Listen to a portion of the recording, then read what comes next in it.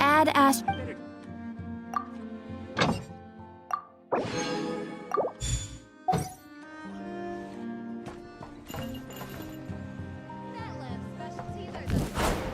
Kapow! Ooh.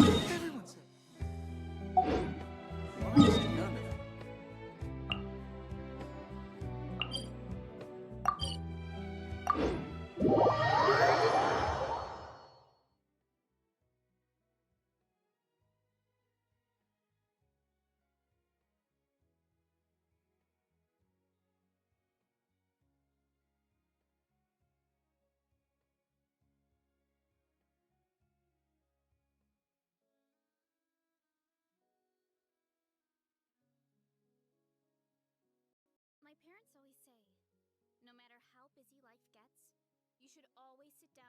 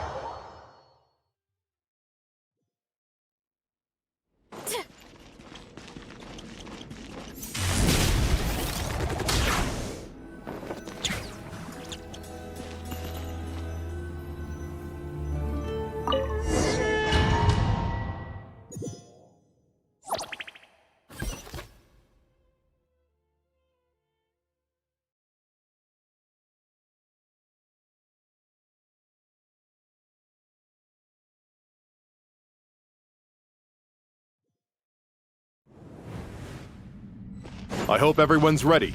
We'll be arriving at our destination very shortly. Running late again.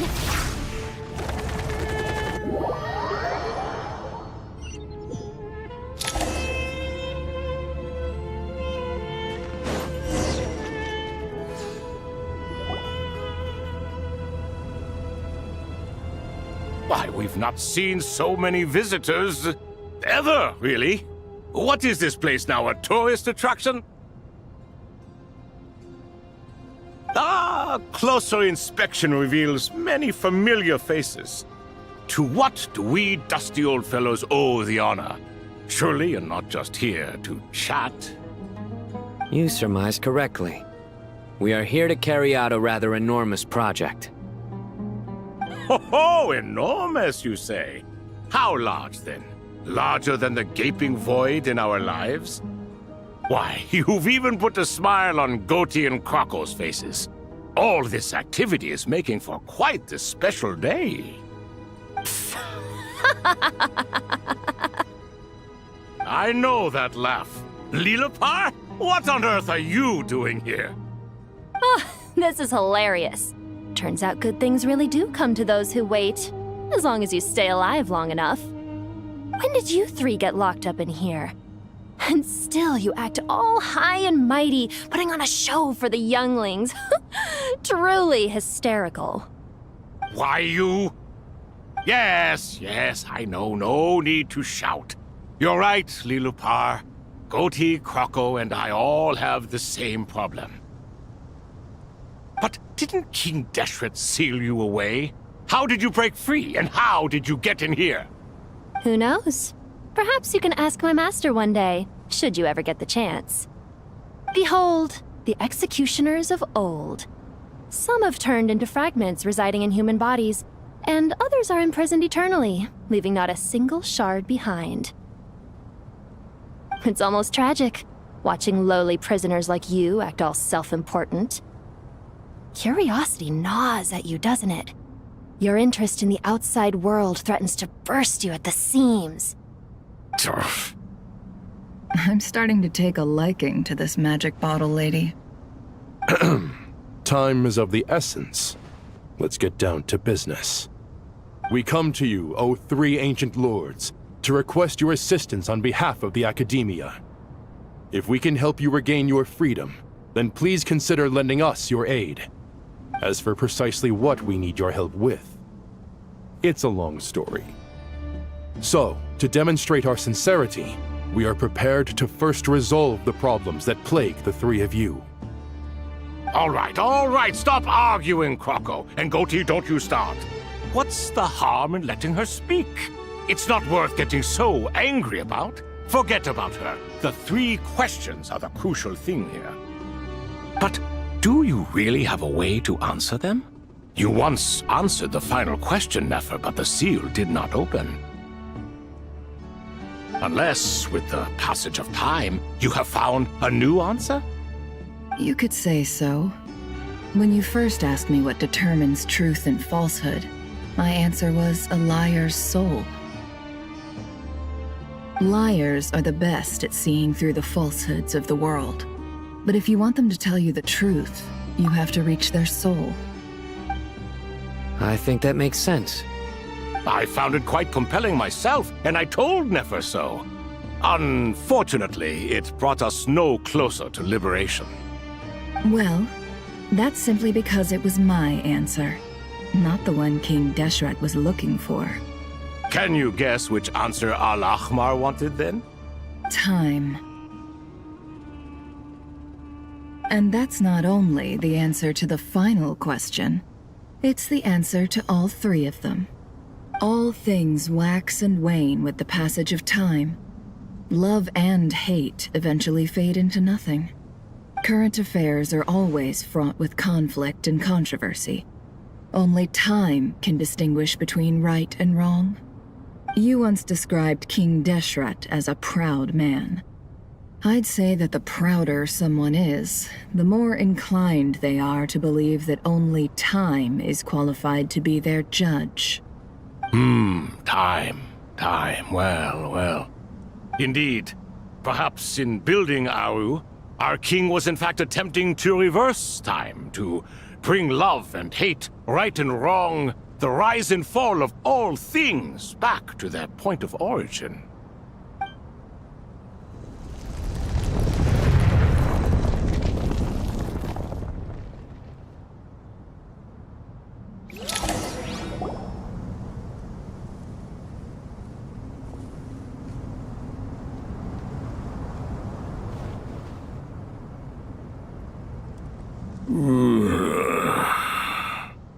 This is the most eventful day I have experienced in a long time. You have my sincere gratitude. Are those 3 of the 7 pillars? Turns out the statues were quite faithful to the source. You three seem to be in good spirits. Prison can help a person grow and learn to cherish what they have. Nevertheless, after everything you've done for me, I sincerely hope you never have to experience it for yourself. Hello, Nefer. It's good to see you, Thoth the Ibis King. Nice. Definitely puts my mind at ease, seeing you two getting along so well. Should we maybe introduce ourselves, or... Sure. I'm Sethos, the current leader of the Temple of Silence. This is General Mahamatra Sino, and this is the former Spantamot sage, Cyrus. But I'm guessing none of that means a whole lot to you. Everything is equally new to us, in truth. We've been gone from this mortal world for longer than you can imagine. Let's hold off on the introductions for now. We can always ask Nefer about you later. It'll give me something to talk about with my chosen disciple. You're like a helpless parent. Gods and people of yore are not necessarily welcome in today's world.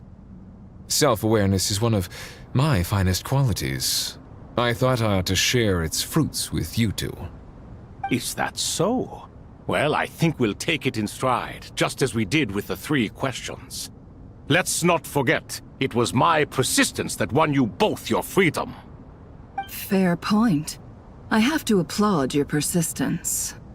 And I must praise you for your wisdom. Now, state your wishes, young ones. I'm sorry? Why, your tremendous accomplishments deserve a reward, do they not? You must let us do something for you in return. General Mahamatra, what do you think? I won't beat around the bush. Sumeru is facing a crisis the likes of which have never been seen before. And we need your help. Every calamity throughout the ages has been connected to us in one way or another, whether we were its cause or consequence. Whatever is wrong with Irminsul, it severely affected the Dendro Archon. She fell into a coma, and is currently receiving treatment from the Dendro Dragon. The Dendro Dragon? I'm sorry, the Dendro Dragon is helping to heal the Dendro Archon? Not a pep, surely. Not vicious, cruel a pep who possesses no virtues aside from her basic instincts. Ah, good heavens. Oh, I shudder to think what could have caused Lesser Lord Kusanali to suffer such a plight. Still, why would the Dendro Dragon lend you her aid? She has always held nothing but contempt for the Archons. I suppose she and Kusanali must have some history. You can help us make history too. A smooth talker. Well said, lad. Currently, no one can connect to Irminsul. We hope that by opening up Aru and making some modifications to it, we can use its technology to our advantage. Unfortunately, Aru is an imperfect creation. King Deshret never managed to realize his full vision before his death. Much remains to be done if it is to be pitted against Irminsul itself. Besides, I hear your reasons, but to give Aru up over such would be... The archaeological records clearly indicate that although Aru's construction took a long time, it was not beyond human means to achieve. Modern technology should solve the efficiency issues. We have no choice but to go all in on this. This is by no means a threat. But the only reason we helped you escape from Aru was to gain the necessary leverage to negotiate with you. You asked us to state our wishes, and we have. Each one of us here needs your help, as do all the thousands of people living in Sumeru. They need you, and they need Aru. What do we think, my fellow old fogies? Shall we lend our support or not? Since you ask so nicely, naturally. Naturally what? Are you for or against? I simply mean we shall do what comes naturally. You claim that you wish to open Aru.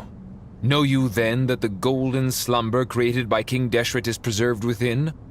We do. We understand the risks involved. In all likelihood, the mortal world will never again be able to replicate King Deshret's work.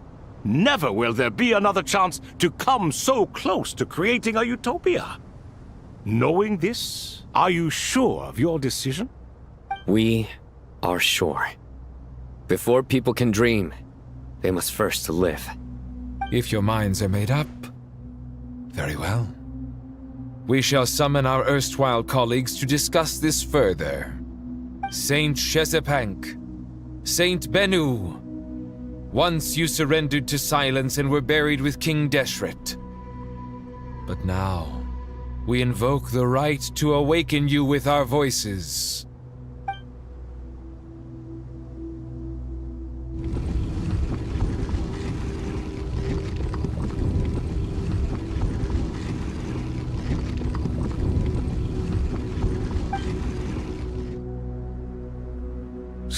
Binu, responding to your call.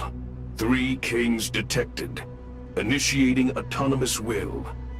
Saint Shezbank, responding to your call. 3 kings detected. Initiating autonomous will. Ah, Lord Herreshoff. What a long time it has been.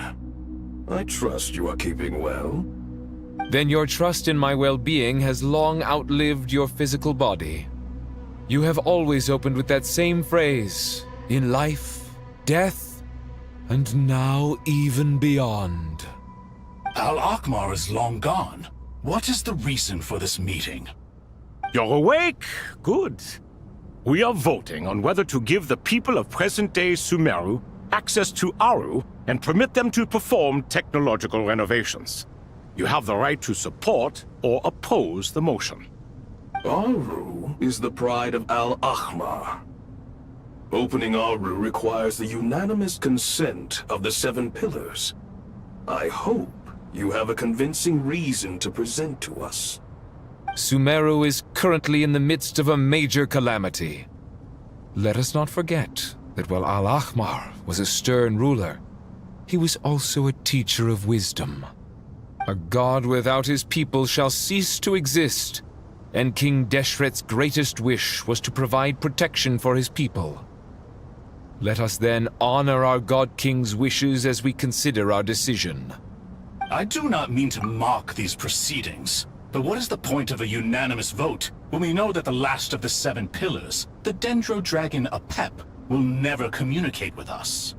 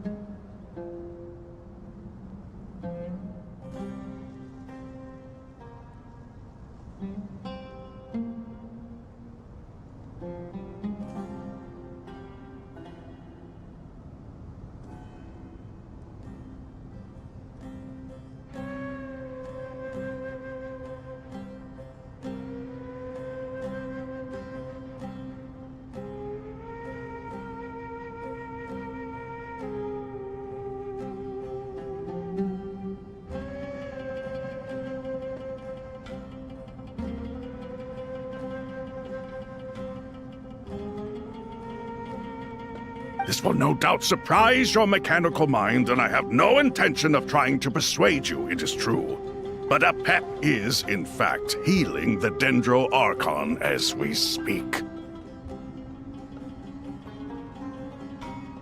Huh? Can someone attest to this? Do we have any proof? I ask the 3 kings, can any of you vouch for the truth of this claim? Naturally, the Ibis King, Thoth. What? It was Thoth's disciples who revealed the truth to us. We need not debate its veracity. Simply let Thoth bear accountability. That way the rest of us may have a clear conscience. Hereshef, you diabolical fiend! I awakened our former colleagues for you, supported your opinion, and backed your decision. What sort of fiend would do that?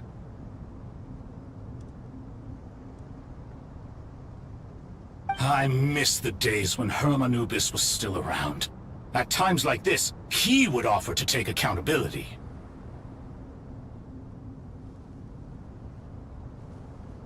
What are you trying to say? Is my word worth less to you than Hermanubis's? Hypocrite though you are, Lord Thoth, you are humorous in equal measure. How could we bear not to associate with a character such as you? I, Saint Shezpank, approve the Goat King's proposal. Since King Deshret is no more, we shall receive no reprimand for acting beyond our remit. Nevertheless, I sincerely hope that those before us understand the significance of what they intend to do. Remember, The moment that Aru is liberated, the myriad souls residing within the Golden Slumber will return to the ley lines. And once the ley lines flow again, these souls shall in turn be received by Irminsul. To take this step is to bring the perfect afterlife created by our king to a permanent end. We understand that well, and we have decided to proceed regardless. Furthermore, the contemporary human perspective would contend that confining souls in this way is no act of benevolence. The deceased have a right to rest in peace. King Deshret's creation is clearly a place of rest and peace. It is just that many do not see it this way. But no matter. Saint Binu approves. Hermanubis' representative and the Dendro Dragon Apep made their choice ahead of time, while the Goat King, Ibis King, and Crocodile King have also granted permission to liberate Aru.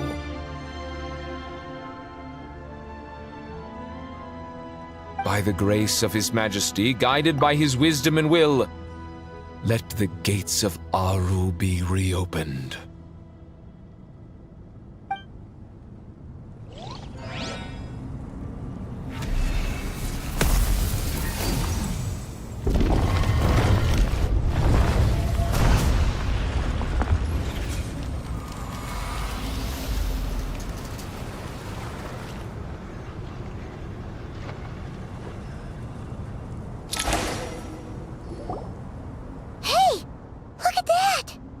What's this? Are we under attack? No. Wait, it's...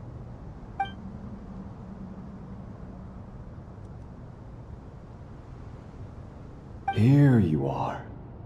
Through the sands of time. I see you. Father. Father, is it really you? It's Chet's father, Jibriel! That's right! He entered the Golden Slumber, didn't he? I smell blood and sand on you. You've grown. Strong as a wild beast, and without shedding a tear. You have to leave, don't you?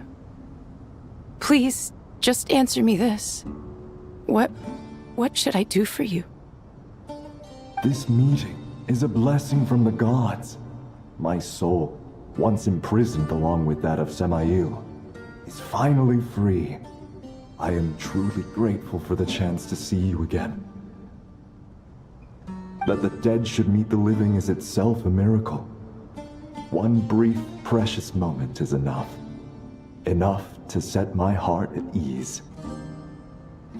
Do not weep for me, Jet. I know you will accomplish many great things in your life. You will go further and climb higher than I ever did.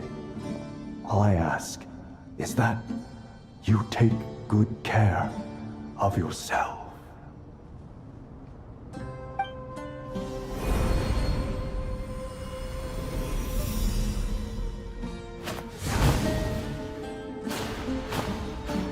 Father! Father! Father. Hey, Jet. Do you want something to eat? Maybe it'll help you feel better. I'm fine. Thanks, Paimon.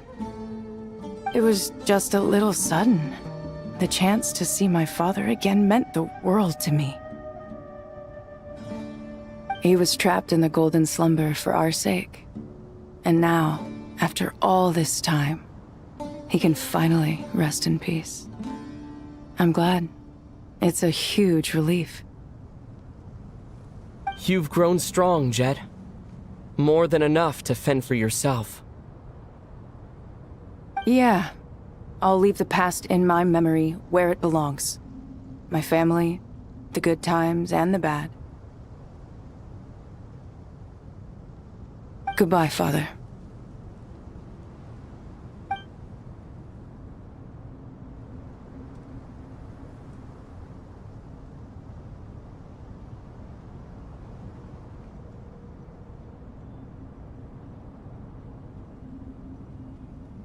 Ah, me, what a touching reunion that was. It seems we did a good deed today. We three retainers, once imprisoned for our iniquity, are surely the least qualified to judge whether this deed is good or bad. Either way, Aru is open. Now you have your opportunity, and with it, whatever trouble may ensue. Although Aru was created by a god, human craftsmanship was nevertheless required to build the gate that connects it to this world. Perhaps the relationship between gods and humanity follows a similar principle. As for your proposed renovations, we cannot determine which functions to keep or discard. Proceed as you see fit, but please entrust the task to your most accomplished scholars, or Bennu will be most displeased. It matters not. The Ibis King shall be accountable if any problems arise. Ibis, you chose to take on disciples, and so it follows that you must accept the risks of associating with humans.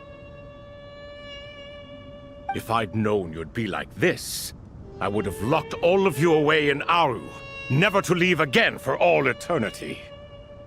All of us? What does this have to do with me? Vilify me no further. Scholars, since you have liberated Aru, allow me to present you with a gift. Using Aru's power, we shall install a defense mechanism at our king's mausoleum. You must be guarded even against Irminsul itself. This shall afford you some convenience.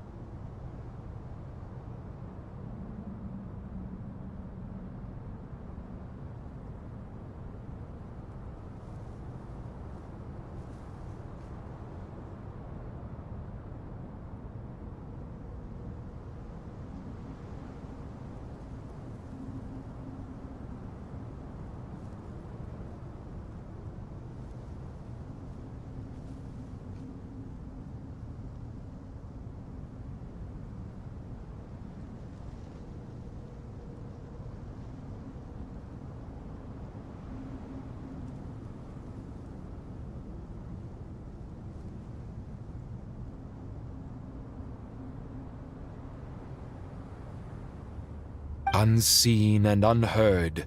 From this moment forth, none may by sight or hearing perceive anything said or done within the mausoleum.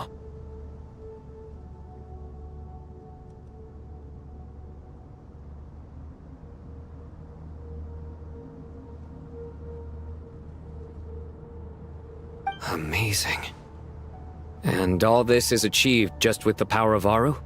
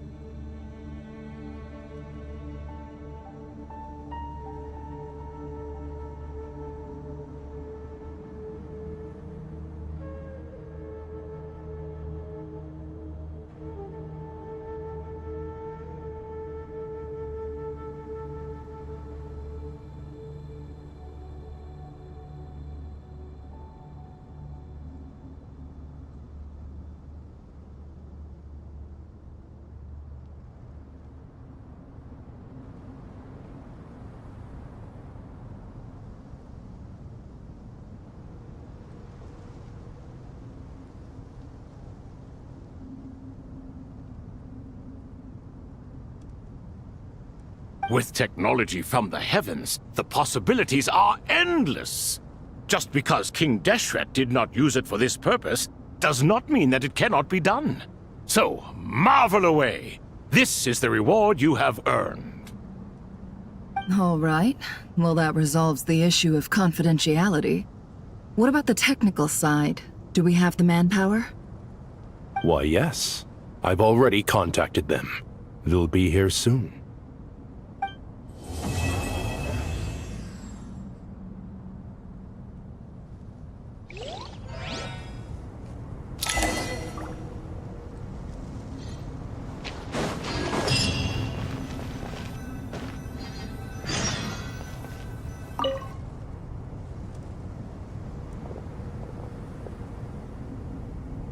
You must be the ones tasked by the Academia with renovating Aru?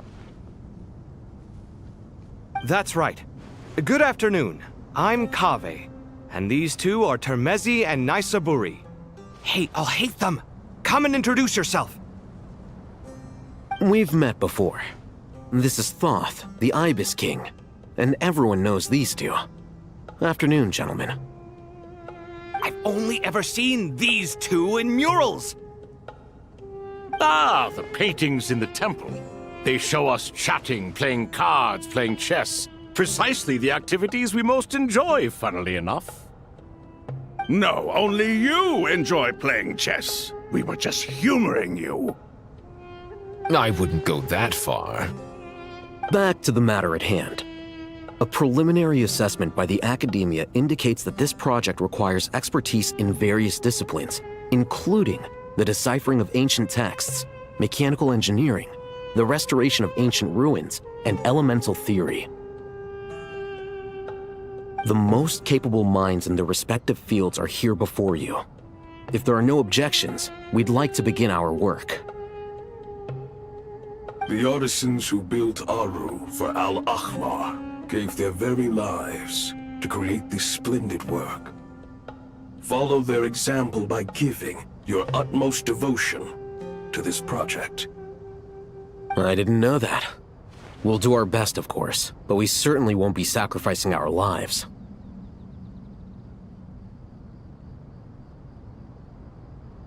Such brazen words.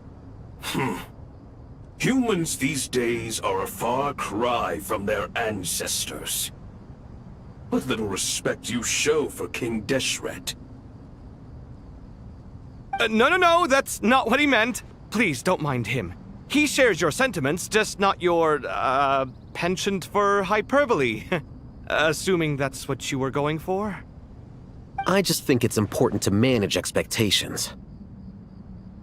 Forgive my lack of courtesy, but we simply can't sacrifice our lives to the gods on completion of the project like people in the legends of old. Here's a first draft of the project proposal for your perusal. Please let us know if you have any requests. Normally, I'd have made it look a lot more visually appealing, but we were really pressed for time on this occasion.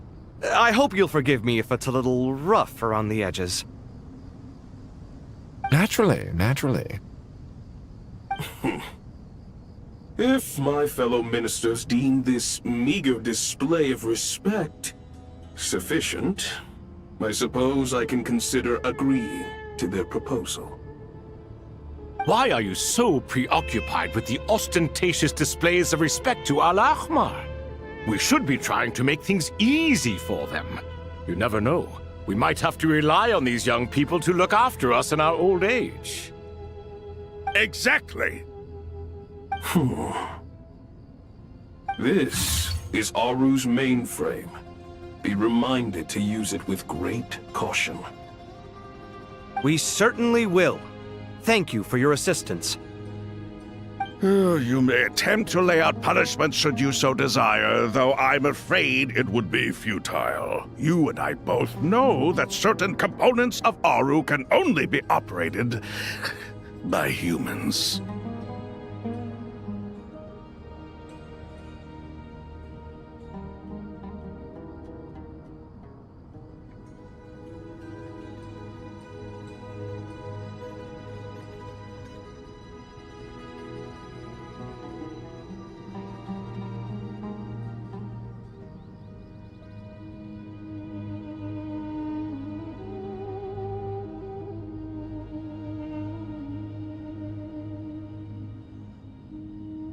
King Deshret always believed in humanity. Still, the reason that Aru's modules are designed that way is not so much because he trusted them, but more because he was wary of you. Is that true? No wonder human artisans helped to build Aru then. He actually required human assistance to create his greatest work. Naturally. Have you noticed that the Goat King keeps giving superficial responses? It's like he's just going through the motions and leaving the real debate to his colleagues.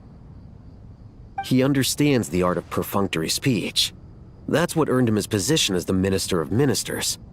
It seems the rumors about King Deshret being a poor judge of character are baseless after all.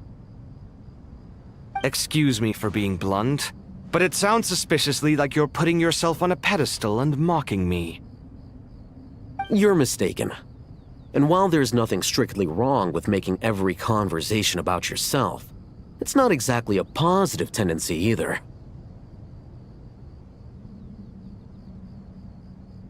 You? Whatever. I knew it'd be like this working with you. All right, let me past. I need to look at this console. It's your job to activate it after all. Let's begin. Everyone, please proceed with the external checks and preparations as per the procedures outlined in the engineering plan.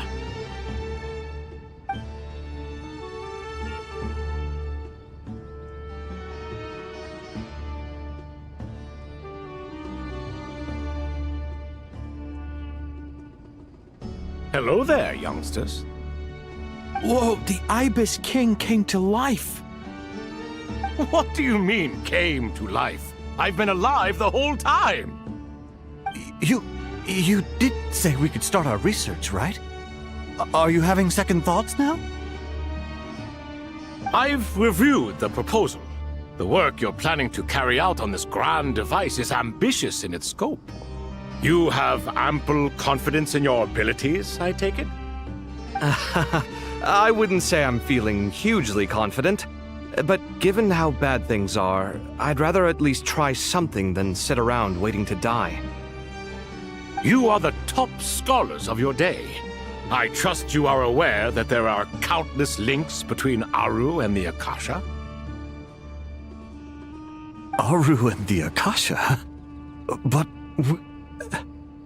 I thought the Akasha was the Academia's greatest technological accomplishment, created years ago by the Dendro Archon to help her people access knowledge.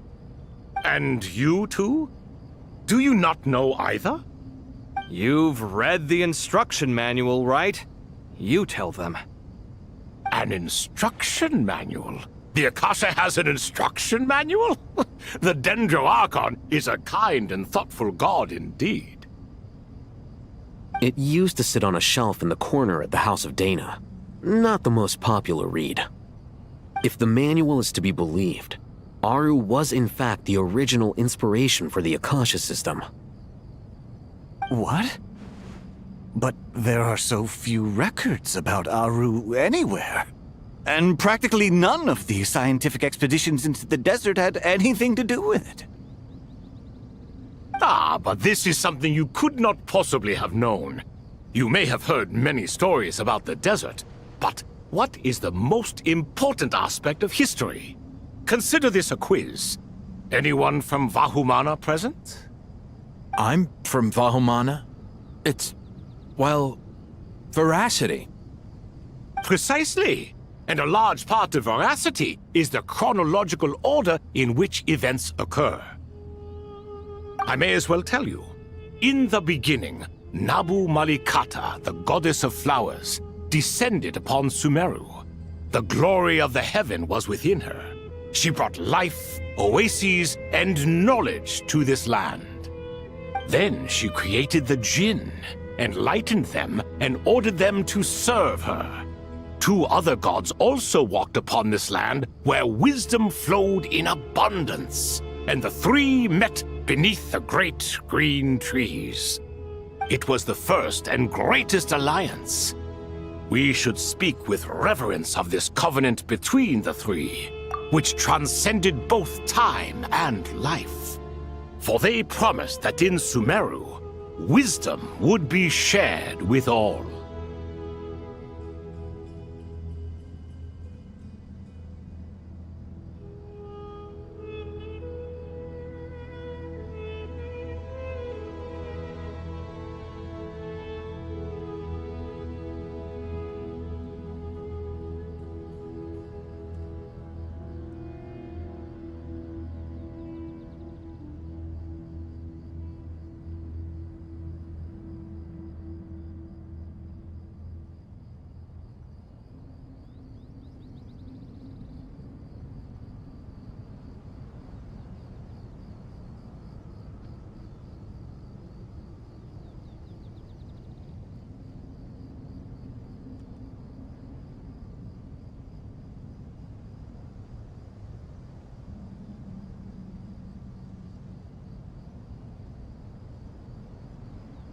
All the great changes in Sumeru's history began with the goddess of flowers. For King Deshret's sake, she pried into the secrets of Celestia, and for this was burned to ashes by the flames of wrath. So grieved was King Deshret by her passing that he lost all interest in state affairs and devoted himself instead to the knowledge that she had brought back. It was after learning of the technology from that floating island in the sky that he first conceived of Aru. And so, the Akasha was inspired by Aru, while the basis for Aru itself came from Celestia's technology. Well, if the two share a common technological origin, then connecting one system to the other is an entirely feasible idea. Unbelievable. Have you no reverence at all for celestial technology? No, I do, but there's no time for that. The schedule is too tight. Blame it on the deadline. Perhaps you could try coming up with our cutoff dates. You know what it's like having to turn around 5 different drafts in one day? I wouldn't wish it on my worst enemy. Yeah, also, Sir Ibis, King, you don't plan on getting directly involved at all, do you? Yes, well, you strike us more as having come to give a popular science lecture. Or, wait, does this count as more of a first-hand witness statement? Neither. Anyway, this sounds like far too much work for me. Still, if Aru is so powerful, why didn't King Deshret use it for more ambitious ends? Because it was never fully completed. King Deshret had grand plans, but he perished before they could come to fruition. In the beginning, his wish was to create something that could rival the very world itself. The Lord of Flowers sacrificed everything for that ambition. What he desired, she bestowed, and thus was knowledge brought into the world. Her courage and sacrifice had to be honored with the most splendid of monuments, or King Deshret would surely have deemed it a grave injustice. And that monument, built from knowledge and technology, etched with a sacrificial and courageous love, even in its unfinished form, it deserves to be treasured. At that time, King Deshret said the following to the Lord of Dendro. Since we share an eternal covenant, I shall never be your enemy. Hence, the fruit of wisdom from the heavens is not to be devoured. Remember, it is not that I lack the power to become the enemy of wisdom. Yet you and she have taught me much and shown me kindness. For this, I cherish you both. In the end, Aru was only used to store a portion of the souls. It was but a primitive form of the masterwork the king had envisaged. His final hope for Aru was to return to the past, when she yet lived. So the point you're making is, King Deshret was both powerful and ambitious, and he only ceased his imperious ways out of affection for the goddess of flowers and the Dendro Archon. You could see this as an act of mercy, but you could also see it as the sentiments that lay between these three gods placing constraints on him. This was, after all, the foundation of the alliance between them. This explains why Aru was both a prison and a monument, and why the answer to the 3 questions was time. You have to be careful who you get involved with, or you invite all manner of misfortune. This is as true for gods as it is for humans. Love is the same. It is both a prison and a monument. All right, let us pause the story here for now. Seeing as you've been so diligent, I'll offer a little help. Who's in charge again? Is it you two? Ah, yes, me and him. Now then, close your eyes. Wisdom hides in the space between the tangible and the intangible. It is to convey the incommunicable through the simplest of mediums. By the power of King Deshret, I shall grant you a glimpse into the unseen secrets that lie at the threshold of existence.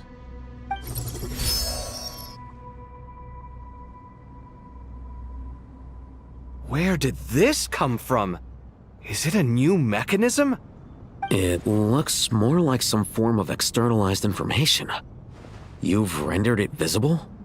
Just as the Akasha allows you to access a greater range of knowledge, the power of our king permits one to perceive ingenuities that do not belong to this world. This is no ordinary mechanism. It reflects the internal structure of Aru. Whether you choose to increase or decrease, keep or discard.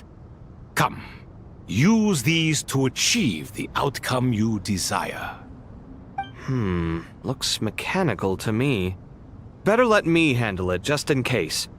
But wait, how do I get up there? Turn around. So that's where the elevator is!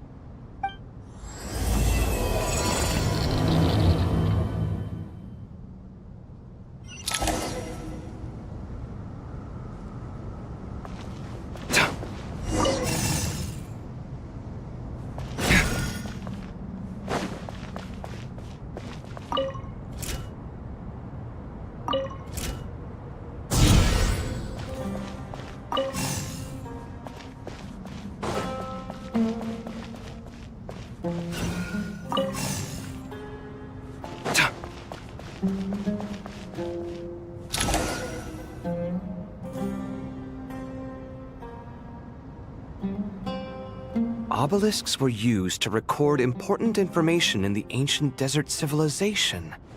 Hey, Alhaitham, there's some writing here I'll need you to decipher.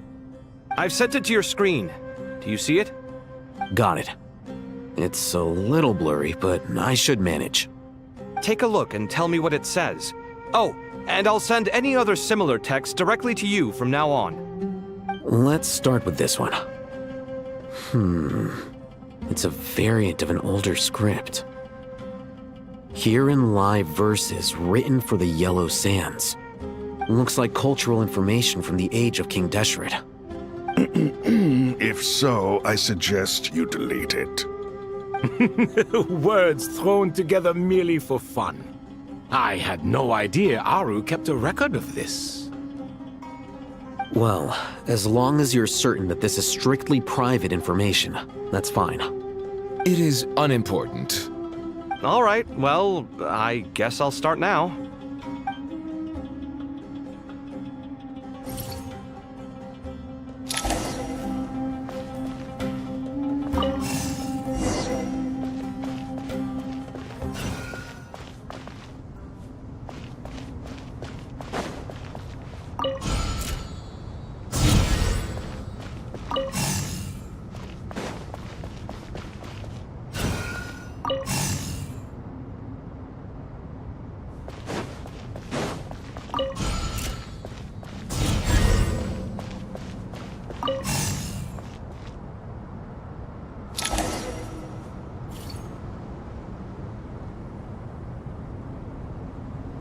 Found some more. Sending them over to you now. These are all reports about the Gurubad conflict. Can we delete them? I'd say so. Most of this information has already been archived anyway. What if there are details in there that Vahumana missed? What are we supposed to do if they come after us in the future? They'll just have to live with it. If we don't resolve these issues now, there won't even be an academia in the future, let alone a Vahumana Darshan. Yeah, you're right. Okay, done. There's some other similar monuments nearby. I'll check them out.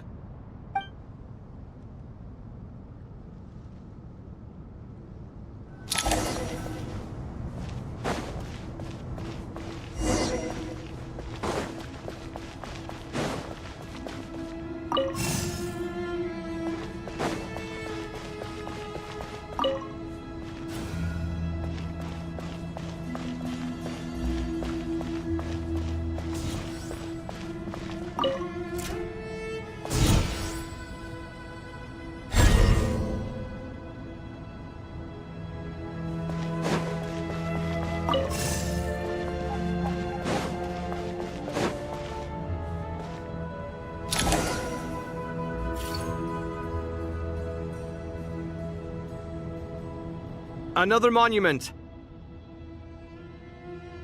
Hold on.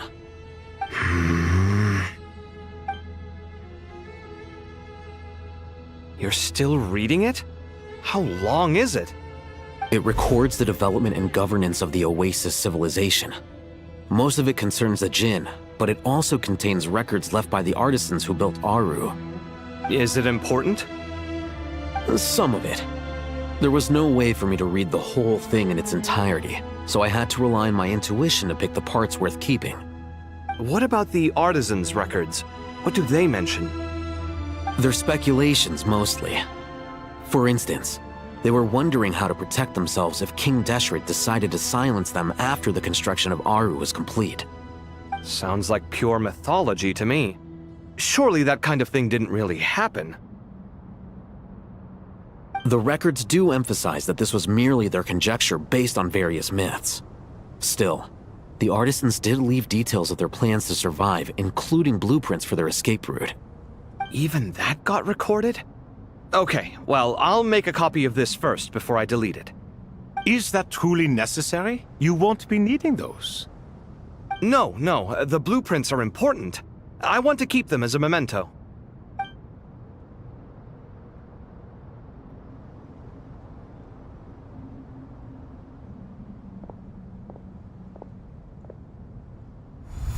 I think that should just about do it. It meets the requirements of the contingency plans, so we should be good. I gotta say, it's the strangest feeling, this cross between reality and the intangible. It's like drifting between life and death, or in and out of a dream, using my own hands to manipulate illusions that are forever out of reach. Chasing dreams in the most literal sense. Definitely a novel experience. What happens if my spirit just floats away? That won't happen. Anyway, I wouldn't celebrate just yet if I were you. There's likely to be a phase 2 of this project. All right. I'd better keep my wits about me then.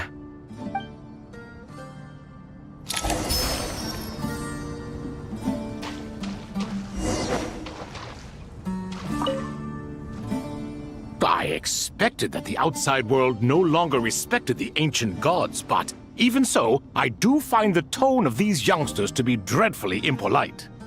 It should hardly come as a surprise to you. I remember you saying the same thing last time. I assumed that was just a one-off.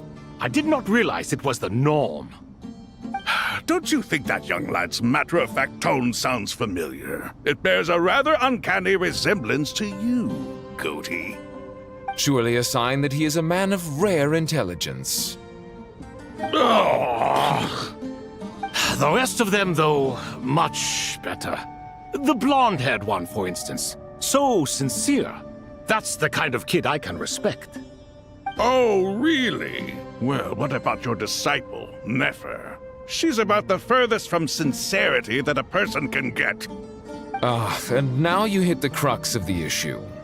Thoth is spouting lies again. He cares nothing for sincerity. He likes Nefer simply because her personality is just like his. Thus, in giving his approval to Nefer, Thoth is simply validating himself. The rest is but smoke and mirrors. You have some nerve saying that. There really is no helping you two. Shut up, chess rookie. What nonsense is this? How dare you tell me to shut up? How can you engage in such banal chitter-chatter at a time like this? Aru has been opened. The glory and splendor of a bygone age is about to sweep over the earth like a flood. And you're here squabbling like petulant children. All three of you are insufferable. King Deshret was merciful, indeed, giving you a chance to be released from prison. I say, you should have been locked up for good. Ah, but Bennu, look on the bright side. Had they not been released, we would not have been awoken. Oh, You've been here this whole time. You should be scolding them along with me. I miss Hermanubis. It's not a real reunion without him here. And now you're avoiding the topic and talking to yourself. Why King Deshret designed your personality like this, I will never understand. Isn't this simply proof that our king supports my free will? Oh, look at those two rust buckets. Suddenly, you two do not seem so bad after all. Here, here. If being stuck together for thousands of years fosters no friendship, I cannot say what would. Naturally.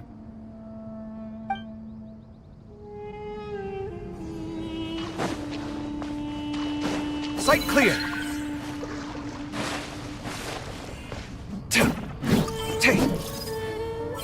Huh! Come at me!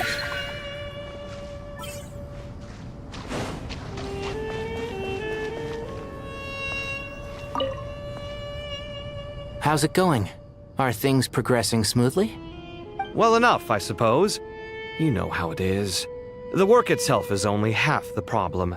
The other half is having to work with Al-Haytham. I'm sure the feeling is mutual.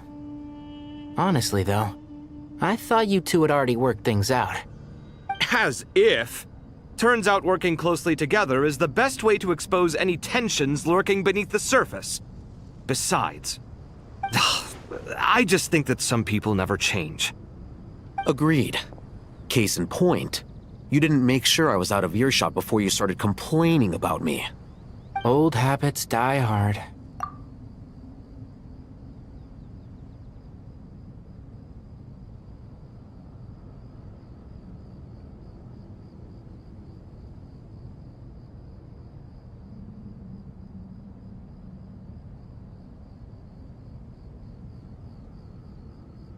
Actually, this is for your own good. Maybe if you spend a little more time listening to what other people have to say, you might actually realize that you're the problem. Naivete is another old habit of yours. I had assumed that you both volunteered for this project, like us forest rangers. But now I'm getting the sense that wasn't the case. Definitely not.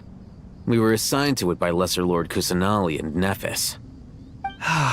As much as I'd love to be doing normal work for normal clients, these Titan projects are all that's on offer right now. Though I'm sure they wouldn't be roping us in if they had any better options. Just goes to show how short-staffed the academia really is.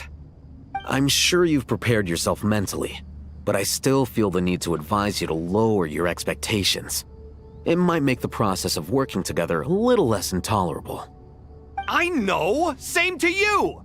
But if you already understood that, you should also know not to say the quiet part out loud. Why don't you come help me with my forest patrols? Might help you avoid any further disagreements. Good suggestion, but unfortunately, differences of opinion will always exist. Changing the nature of the work won't get rid of them. For once, I actually agree. There is zero chance of us ever resolving our differences. Zero! But even so, the work must be done. Care for some coffee? I'm glad to see you making progress. Don't act so smug! It'd be nice if you made some too! I feel like even I've made some progress today. In the past, I never would have dared to try and mediate a conflict between you two while you're both right there in front of me. Apologizing probably makes it sound like I'm in the wrong, but I'm sorry.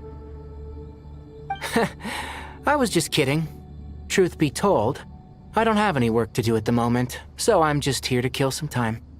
How's Kale? She's studying with Nicole. I'm not sure how she's getting along, but she seems to be in good spirits at least. I wouldn't worry. Angelic affairs are probably above your pay grade anyway. I know what you mean, but Sino and I are still a little concerned for her. He said he'd go keep Kale company after he's finished training the mercenaries. I'm planning to join them myself shortly. Kale will be okay. Have faith in her. Even we can see how much more confident and outgoing she's become in these past few years. Thanks to you and Sino being there for her and providing guidance every step of the way, she can finally stand on her own 2 feet. On her own 2 feet. Does it feel bittersweet? Watching the younger generation grow up and move on? No, not yet, at least. I was just thinking, I wish there was more I could do for everyone. She'll be fine. Yeah, she will. Just try to relax.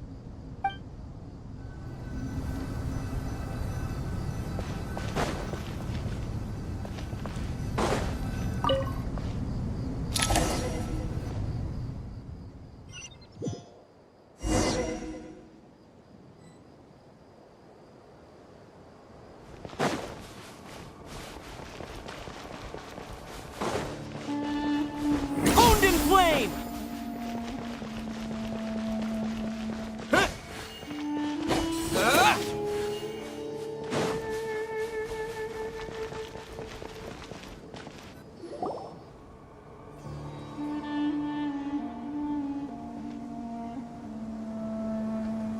Traveler from afar, do you worry for the fate of Sumeru as well? Whoa!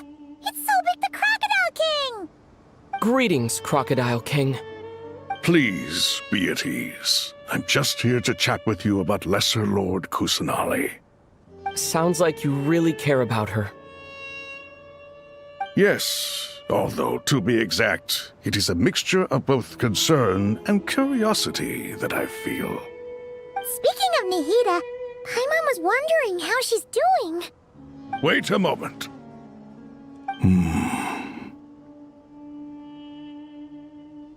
What is it? I tried calling out to a pep, but there was no response. This can only mean that she is focusing all her energy on taking care of Lesser Lord Kusanali. All the gods who served King Deshret seemed super surprised to hear that Apep agreed to help Nihida. Guessing she made a bad impression on you or something.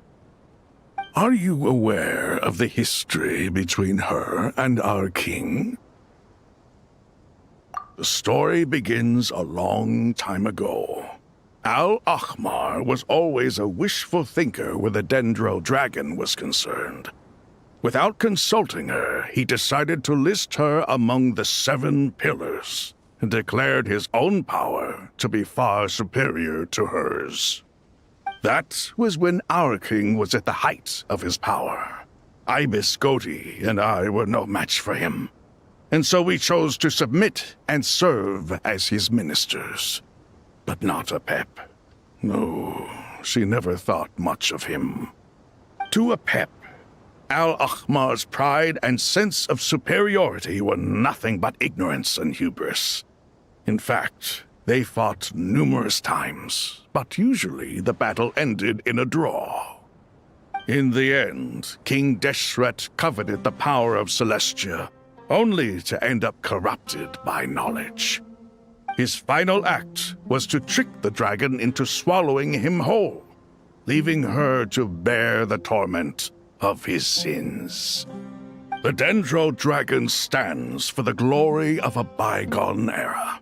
She hated Al-Ahmar and what he represented. All the gods, all the power they wielded. And so, her willingness to help the Dendro Archon through this crisis comes as a great surprise indeed.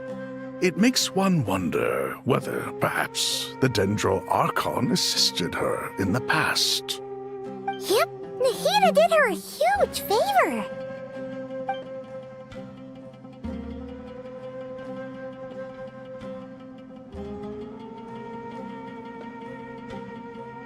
So Lesser Lord Kusanali put an end to the Dendro Dragon's many long years of torment. As much as she loathes the Seven, Apep knows kindness when she sees it. No wonder she was willing to make an exception. Yeah, that's the sense we got from dealing with her, too. She is not incapable of coexisting with other living things. Rather, she actively chooses to avoid coexistence. And this despite the fact that she symbolizes life itself. How ironic. All of this being said, I wouldn't expect too much from her if I were you. Nothing will change her hatred towards humanity and gods. We'll keep that in mind. Anyway, how much longer do you think Nahida needs to stay with Apep? For all we know, the Fatui might still be in the desert. Just to be on the safe side, why don't we grab anyone who isn't busy right now and go look for her? I'm alright, Paimon. Huh? Was that Nahida's voice? It seems the treatment was effective. Since when do my deeds require your evaluation?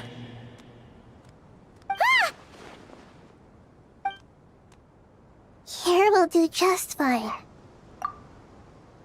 I had no intention of taking you any further. One ought not expect greater generosity than they have earned.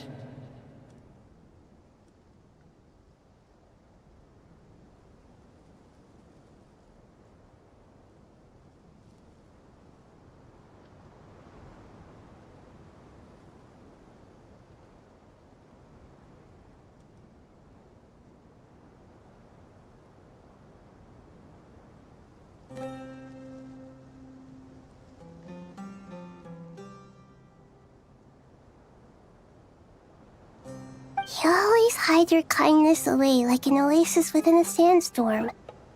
Only those who make it through the swirling winds can know just how beautiful that oasis is, and how much hope it brings.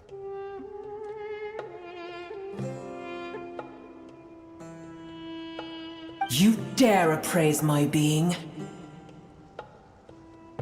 No, I'm expressing my gratitude.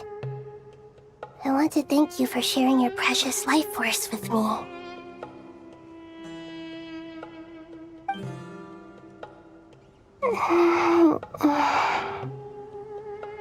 Awake already?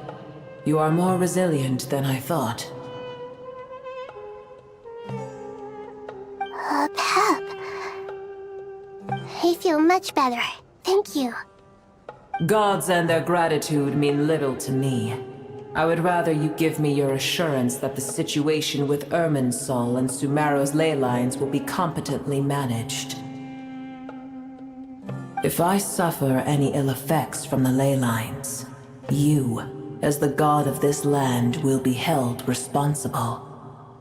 And you would not enjoy being held to account by me. I understand what you require, but I would assume this task even if you did not demand it. Sumeru is my responsibility. I must resume my duties as soon as possible. A farcical notion. God of Sumeru, I hope you realize how unextraordinary your strength is. And yet, maybe it is precisely what defines me. A god of wisdom is not meant to rule by force. Then hold steady. We go forth. Well, I'll be. Is that Apep? Do my eyes deceive me? Of all places, the Dendro Dragon has decided to visit the mausoleum of King Deshret? I see that after all this time, El Ahmar's menagerie of ministers remain as vile as ever. It's a pleasure, Dendro Dragon. Had you arrived but a little sooner, you might have attended a meeting of the Seven Pillars. What a nauseating thought. You are not the first insects I have had the displeasure of dealing with today. A swarm of them tugged on my tail on my way over. Goodness knows what hovels they crawled from. Why do all the creatures of this world remain so lonely after all this time? What did you do with them? I cast them away. What would you have me do? Keep them as trinkets? Boer, this is where we shall part ways. To be clear, I do not wish to see you or anyone else here ever again, unless absolutely necessary. Then I wish you peace as you return to your dwelling place. It matters not to me.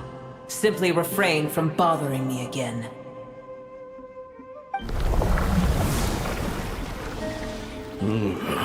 A force to be reckoned with. At times like this, I feel glad that she has no interest in any of this. Hold on, just hold on, okay? We're almost there. We made it. Huh? Wait, that voice! It's... Uh-oh, I'm gonna fall!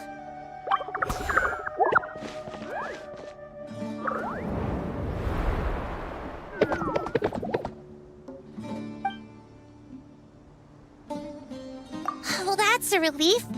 A pair of safe hands indeed. The Dendro Archon's familiars.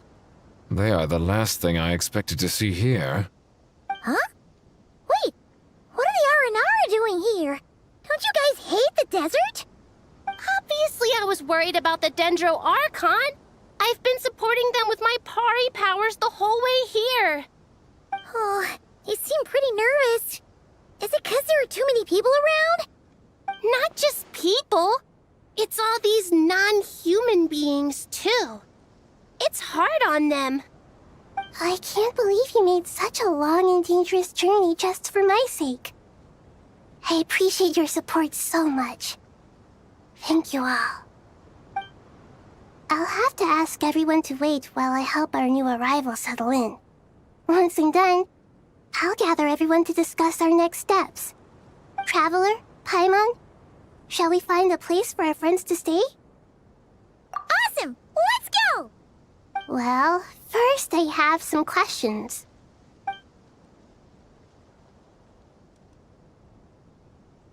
Okay, I think that covers everything. Thank you. We can get going now.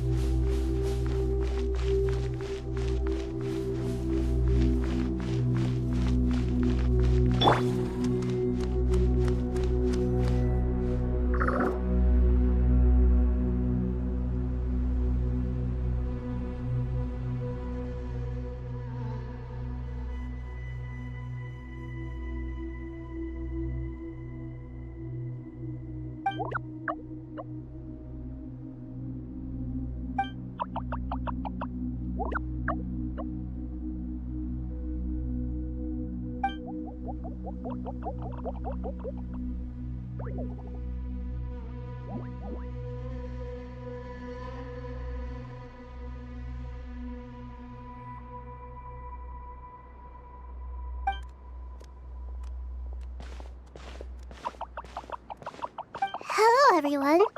It's only us.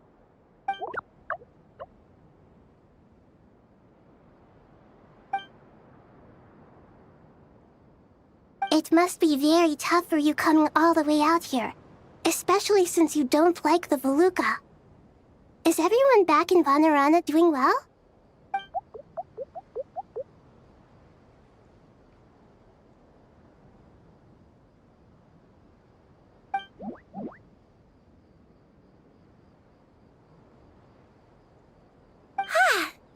everyone's here. Good. Are you okay? You look like you were about to pass out back there. And you're forgetting who I am. Don't underestimate me. Red flag. Oh, excuse me! Are you comparing me to Paimon? I suppose everyone is gathered here because of me. As we can see, the situation is critical, and everyone is very busy with their various tasks, so...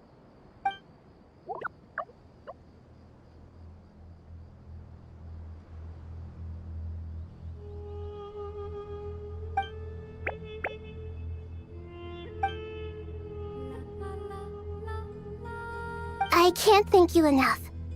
Right now, we're focused on restructuring Aru, processing excess information, and helping restore everyone's confidence. I'm sure you'll find it all very straightforward. I can help too! Just let me know where I'm needed.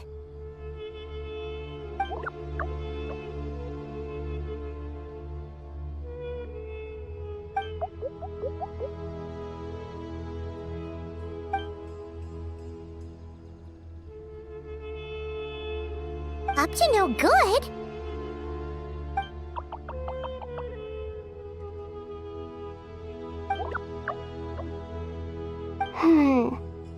That definitely sounds suspicious. Traveler, Paimon, I have other work to attend to here that needs to take priority. Could I trouble you to investigate the situation Arabalika spoke of?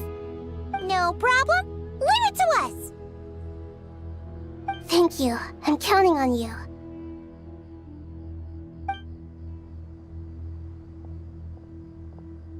There's one other thing. If you are to work alongside the people of Sumeru, you will need to make yourselves visible to them. Is that acceptable to everyone?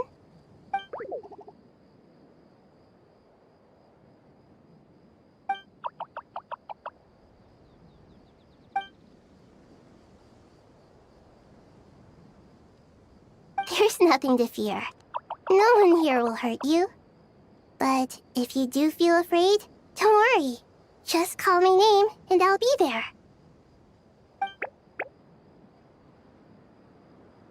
Very well.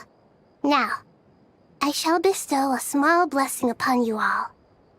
Whenever people see you and interact with you, from the moment their gaze meets yours, they will experience the most beautiful of dreams.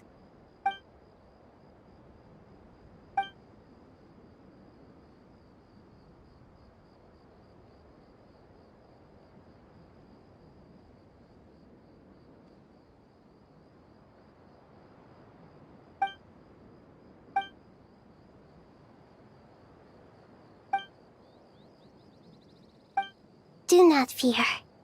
We will face it together. This too shall pass.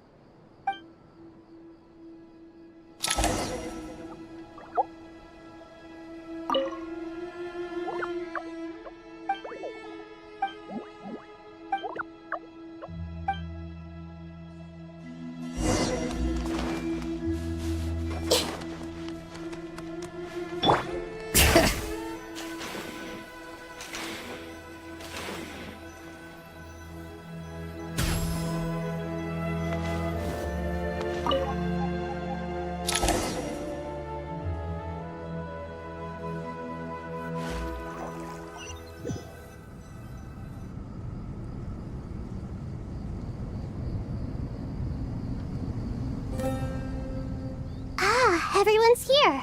Wonderful. Dendro Archon, you're back.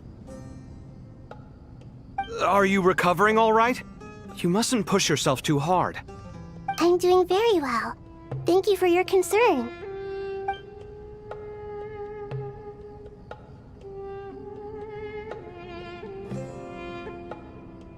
I see. Using the power of Aru to reboot the Akasha and gain access to Irminsul. It's a sound plan, although...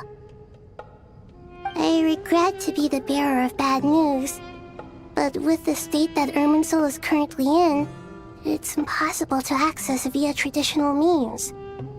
Even the Akasha won't change that. Alas, we had feared this may be the case.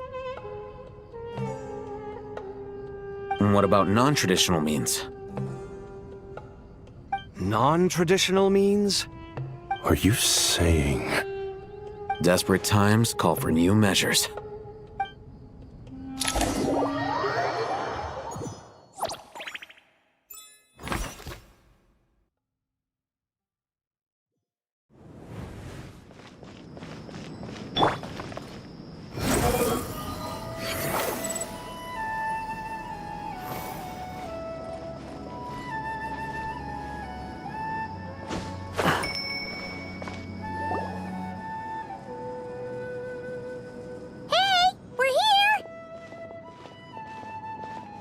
Ah, it's you.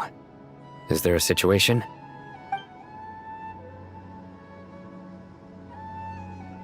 The Aranara have good intuition when it comes to people. In other words, there may well be a traitor among us. Given everything that's going on, I'd be more surprised if there wasn't. Miss Nefer, as a professional intelligence broker, I trust you have a solution? Not one that I'm willing to volunteer. What's in it for me? Let's say I'll treat this as a pilot project aimed at expanding your intelligence operations. Whatever business you're in, an avenue to demonstrate your abilities could never hurt. I like the sound of that. Glad we're on the same page. Given that you rarely set foot in Sumeru, practically no one at Caravan Rebot knows who you are. I take it you've read the files on everyone in the area? Yes. I also skimmed the list of evacuees, and am more or less up to date on where everyone stands. Any initial suspects? Limiting the scopes to males whose recent activity could be viewed as suspicious. I've identified 3 names. The Aranara saw 2 people talking, but currently we only have 1 suspect. The other person was probably just a messenger, and in all likelihood has already left Caravan Rebot. Everyone is heading for the desert per the evacuation order. Anyone willing to turn back at this stage is almost certainly with the Fatui. There's no way it was a spur-of-the-moment decision to act at a time like this. This spy must have been planted long ago. We need to smoke him out from wherever he's hiding. Sounds like you have the beginnings of a plan.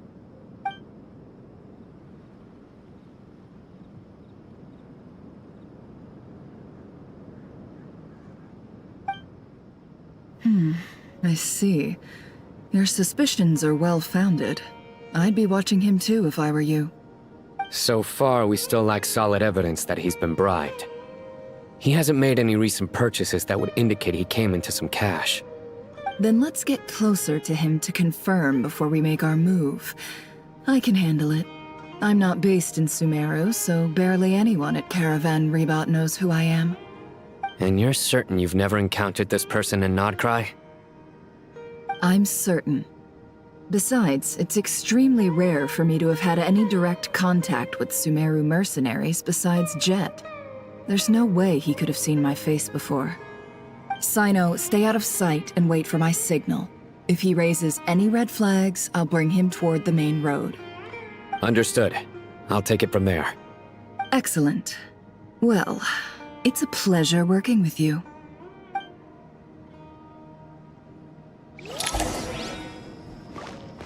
No more lies.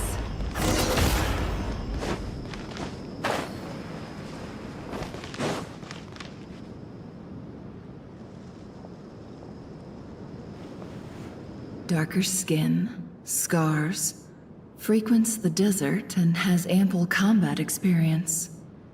Nothing unusual about how he dresses or acts. What's that he's looking at? A coin. Interesting. Could that be how his contact paid him?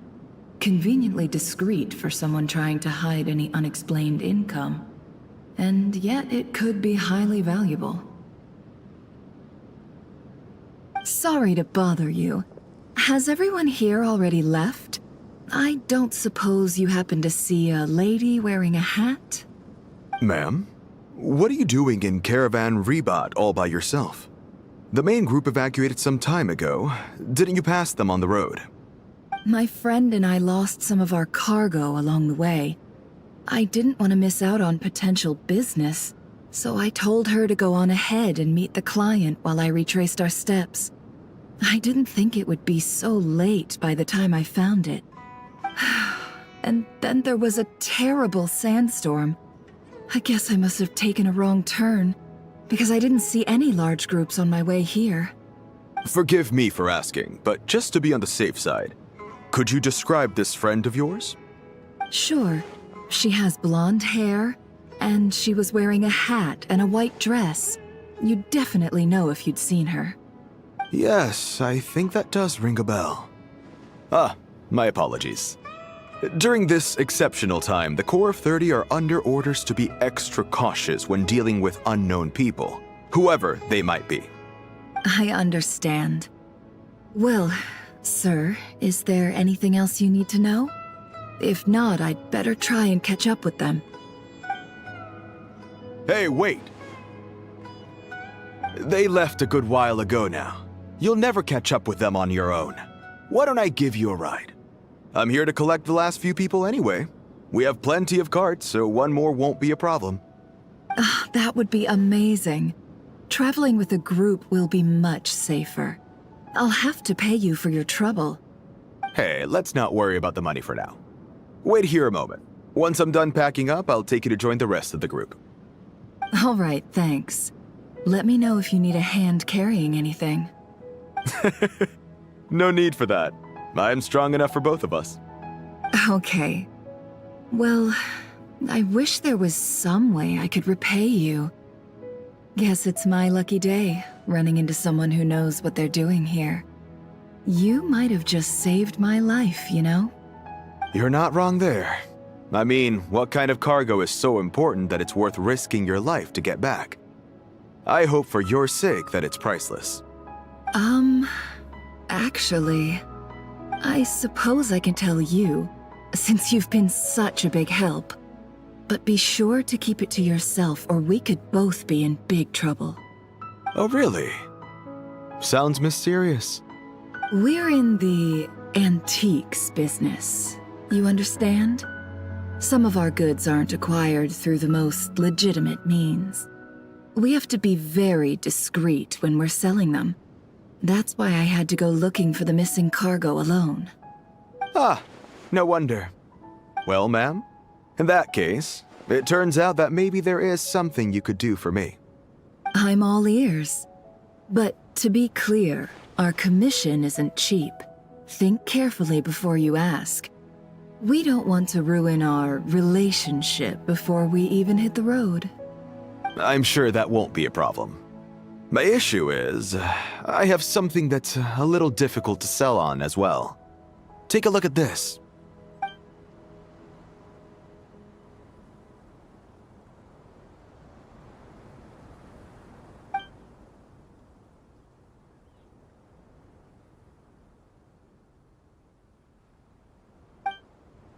Pure gold.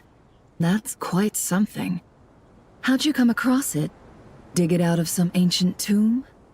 If you look hard enough, there are many treasures to be found in the mausoleum of King Deshret. It has no distinct Snezhnayan markings. That'll be why he's going with that story. And he clearly doesn't want to arouse suspicion, so he's on the lookout for an opportunity to make a quiet trade. Surely you have an existing business partner. Won't they take it off your hands? I hope I won't be attracting the wrath of my competitors by helping you sell this. The shop I used to work with is having cash flow issues at the moment after losing some money. I'm under enough pressure as it is without having to deal with them. On the off chance anything went wrong, I'd never get my money back. I understand. Gold is the last thing that traders with cash flow problems want to see. Well, in that case, I think we can work something out. As it happens, I'm just about done packing. Shall we make a move? Sure. Let's walk and talk. This evacuation was a huge operation. They needed a few people to stay behind and tie up loose ends. And I ended up being one of them. You're lucky you ran into us in time. I certainly am. I don't know how this happened. One thing led to another, and look how it ended up. I just hope our client doesn't get spooked and cancel their order. Fingers crossed. But either way, life goes on, and we all have to make a living somehow.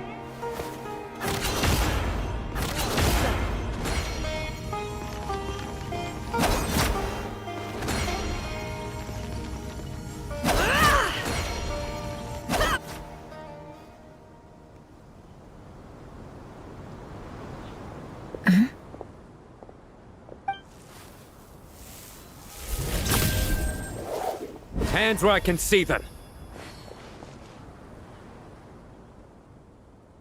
General Mahamatra! No, wait! What are you doing?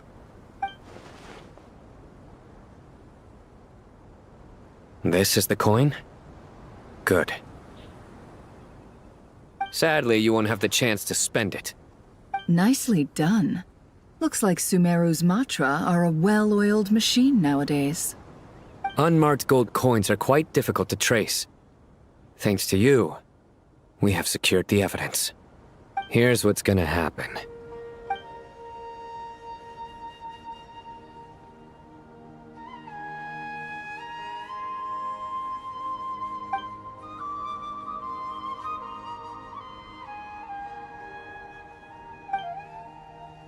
Southeast from here, leeward side of the hill. That's where he's meeting his contact. Great work. Candace tells me your interrogation skills are highly effective. Hers are quickly catching up. She's improved a lot in recent years. Looks like it's over to you for the next step.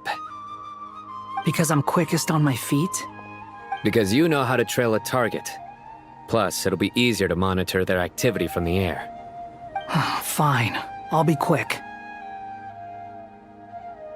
One more thing. The Traveler just brought a message from the Dendro Archon. Once you're done with this, we're to meet up at the mausoleum of King Deshret. Got it. Will do. Are you sure you'll be okay on your own? Gee, I don't know. Maybe you should come with me. Okay. Then Paimon's coming with you. Really? You do know this is a stealth operation, right?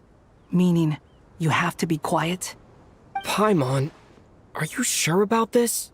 Well, Paimon at least wants to give it a shot. Like everyone says, if you never try, you'll never know. Besides, being the best guide in Tibet has to count for something. This should be a piece of cake. Fine. Join me if you want. But be warned. If anything goes wrong, I'll have to gag you and shove you into a bush. No need! Paimon will be super careful. Promise! Good. Then what are we waiting for? Let's go. Ah! Coming! Coming!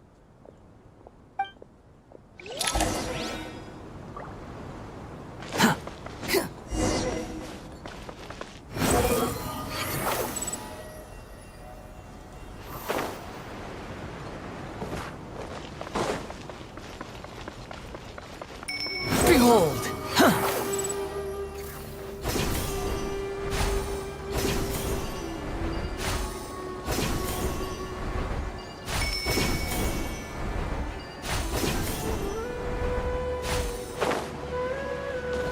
Swan Fury!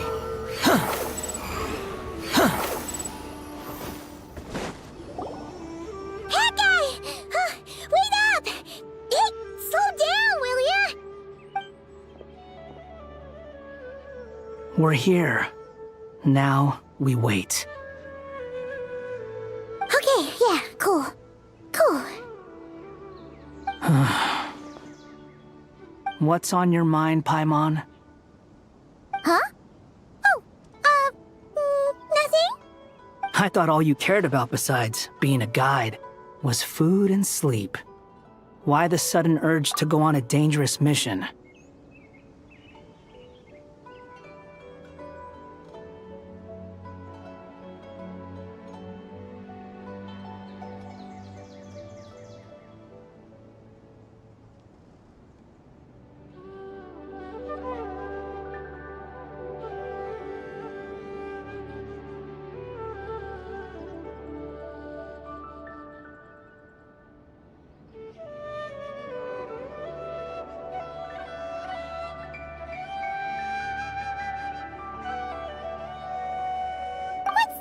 supposed to mean? Paimon's been on plenty of dangerous missions before. But never on your own. You hardly ever leave the Traveler's side. Just saying, I'm kind of at loose ends right now. So if you did want to share, I suppose I'd have to listen. If not, suit yourself. Makes no difference to me. Hat guy?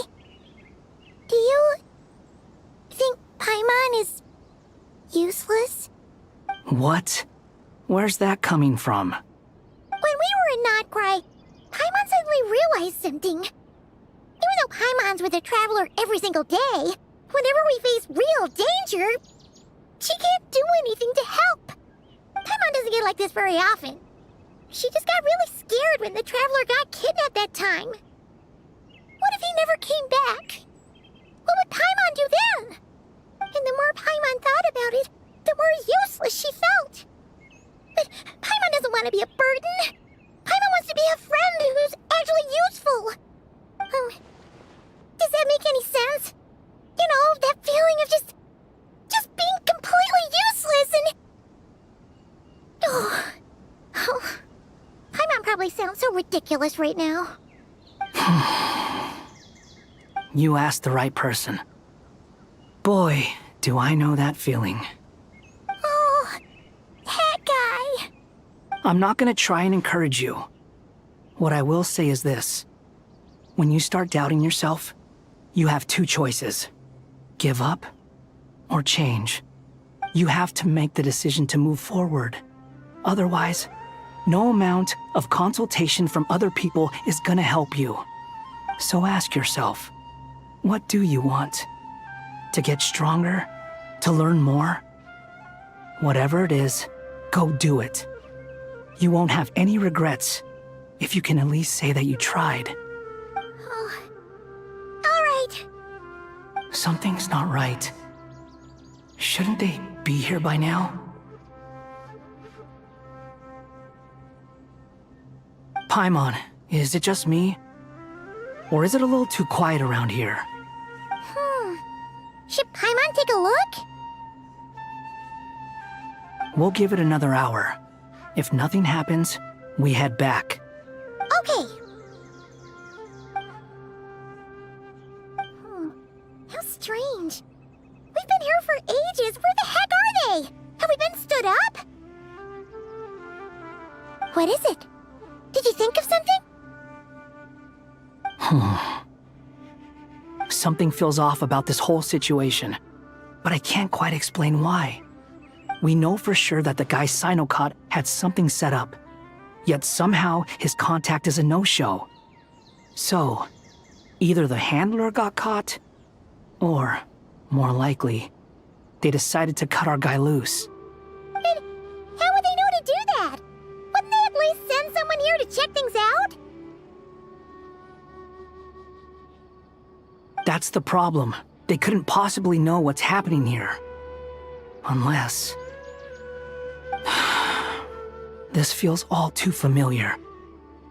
Come on, let's head back.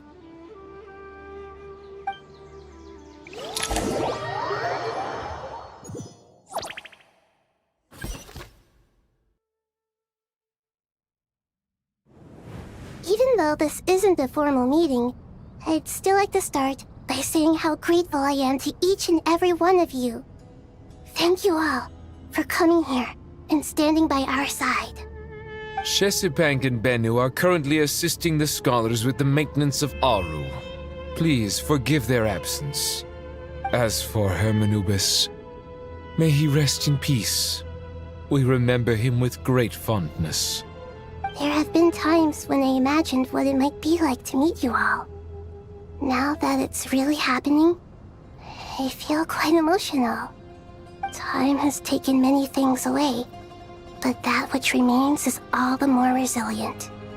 I must say, there is one thing that rather surprises me. You appear to be in good spirits, Lesser Lord Kusadali. But even so, I can sense that the life force given to you by the Dendral Dragon has far from fully resolved the problem of your vitality. Oh no!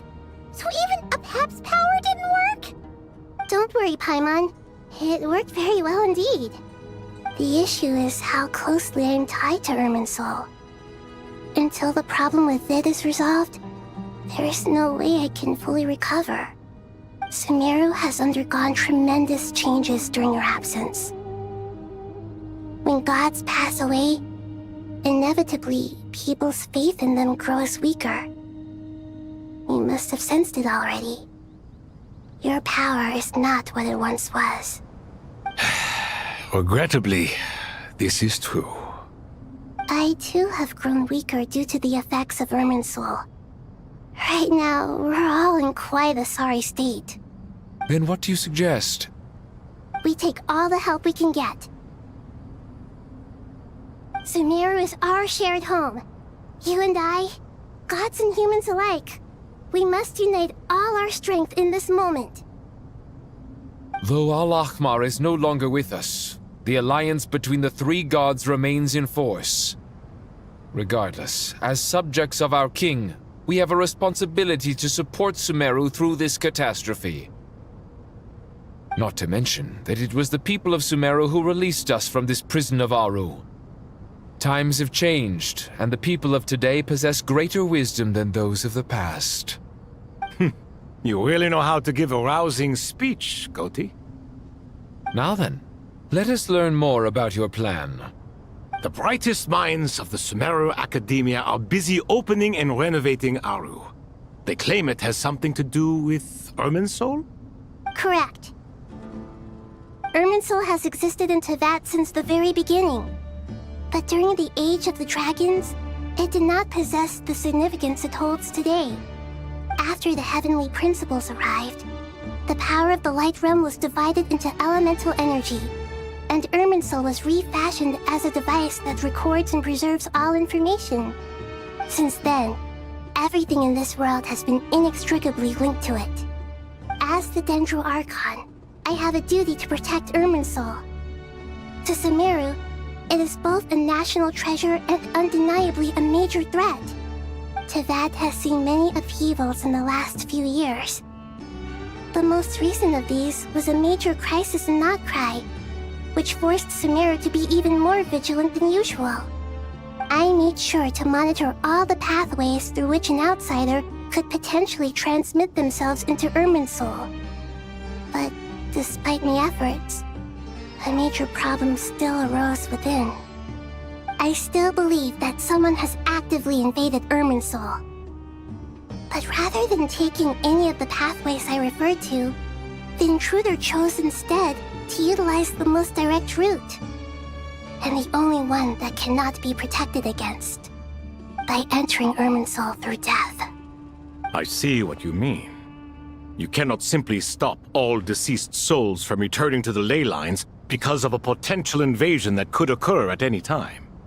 That's right. As important as it is to guard against external threats, I couldn't allow myself to stop the souls of the departed from finding peace. Please, understand how difficult this predicament was for the Dendro Archon. Defense has never been an easy task. After Irminsul was invaded, my authority was quickly restricted. Soon after that, the tree began denying access to any connections. I'm sure you feel responsible, but you are not to blame. No one can predict every possible disaster. There will always be trials and tribulations for the world to endure. But the people of Sumeru should not have to endure this. We must find a way to break through the lockdown and connect to Irminsul. And this is why you need Aru. Yes. The only thing in Sumeru capable of rivaling Irminsul in terms of overall function and performance is Al-Ahmar's legacy, Aru. All I managed to do before falling into a coma was make some minor adjustments to Irminsul. Using Aru is a last resort, and a move that comes with enormous risks. The Scholar's initial plan was to borrow Aru's power to reboot the Akasha, then use the Akasha to connect to Irminsul and investigate. Unfortunately, Irminsul has suffered far greater damage than they first thought, rendering that plan futile. To rise to the challenge, we had to resort to more extreme and far costlier means. This has led to a number of new contingency plans. To reclaim Irminsul, our brightest scholars have made further modifications to Aru with multiple goals in mind. I thank you all for giving them your blessing in this endeavor. Human wisdom has clearly improved over the millennia. You have not only our support, but that of the Jinn, the Aranara, and the Pari. Together, we will do everything in our power to save Irminsul. By the way, when you spoke earlier of an intruder, it almost sounded as if you knew who you were dealing with and what they were capable of. Well, since you ask.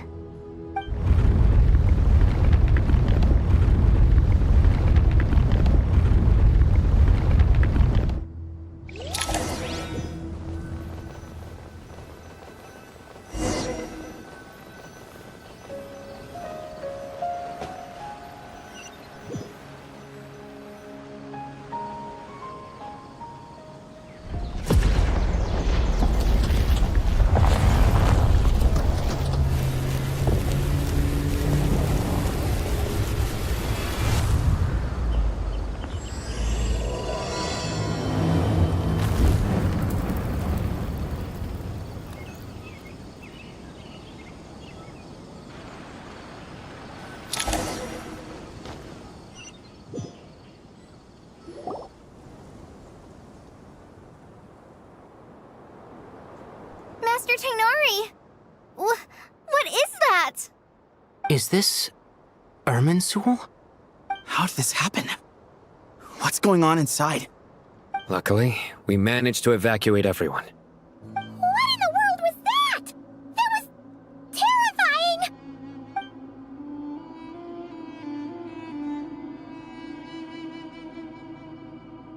Oh my. I understand now, Dendro Archon. You make yourself quite clear indeed. Not once over the millennia has Irminsul been so terribly afflicted as this. Please continue, Dendro Archon. Irminsul's root system is what comprises the ley lines. In the past, it has always been hidden away, going unseen by the general populace. But now, an evil intruder is making it reveal itself. It has become a tree of unbridled greed. A clear sign that a deranged experiment has advanced to a new stage. Blasphemy. From where I stand, an experiment in the name of blasphemy sounds rather improper. But if we are to honor Dottores' will, this is what we must do.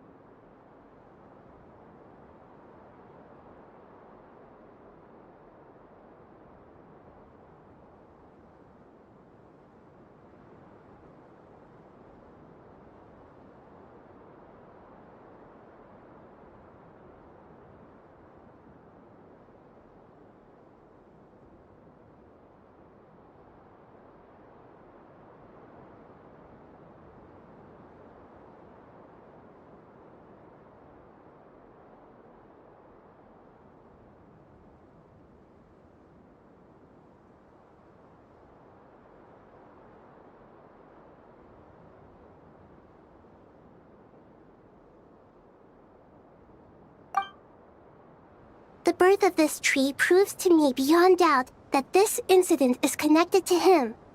But to explain the situation in full, there is someone I need to tell you about.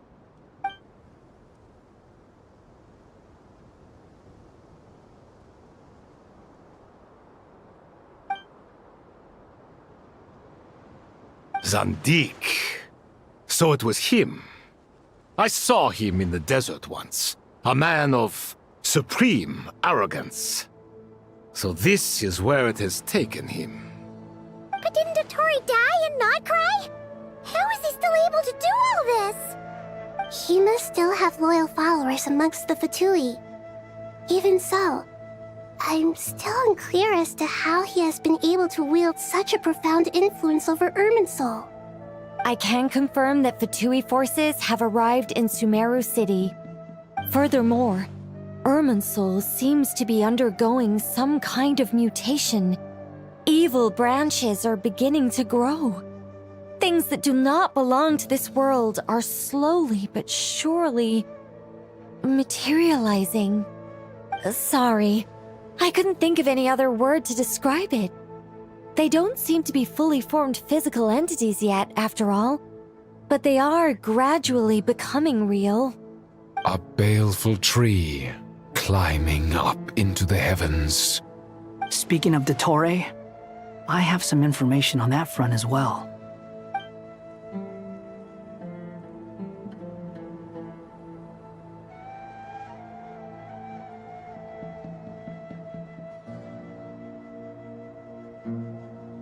I didn't think it was wise to state this out in the open. But my theory is, the mole wasn't cut off after he was caught. They wrote him off from the beginning. You mean, the Fatui never intended to follow through with him? Then why plant a mole at all?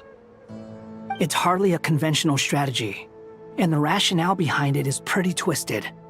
But as it happens, I know someone who works exactly this way. And when it comes down to it, his goals are very simple.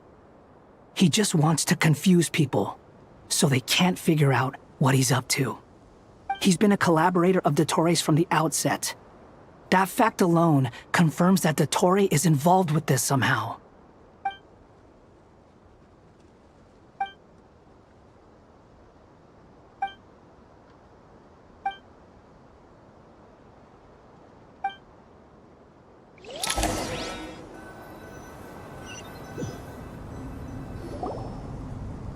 There is still much to be done. Everyone, please remember our core strategy. As per the discussions, the following groups must act immediately. Mr. Alhaitham and Mr. Kave, the next phase of the Aru renovation project must begin right away. Godspeed to you both. We'll give it everything we've got. The plan looks feasible, but the implementation will require certain resources. General Mahamatra Sino and his team will help to procure the materials required for modifying the terminal. No problem. I've already spoken with Sethos and Hat Guy, and they've agreed to assist me. This kind of thing is best left to the fleet-footed, right? Hat Guy? If it's efficiency you're after, we're the right people for the job. Following up on the elemental energy amplifier we discussed, Miss Dory, I assume you're the one most familiar with the status of this project. Aside from the Dendro Archon, of course. Yep, that's right. Leave it to Lord Sangama Bay. Got it. Well, I'd like Madame Farazan, Kale, and Nicole to support Dory on the technical side. You can count on us.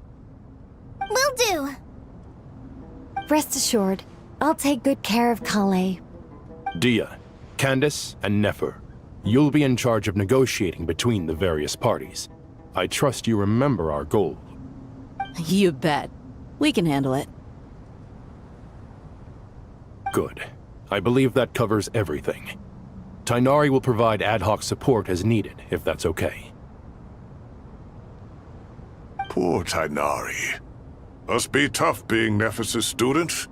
Getting bossed around all day, every day.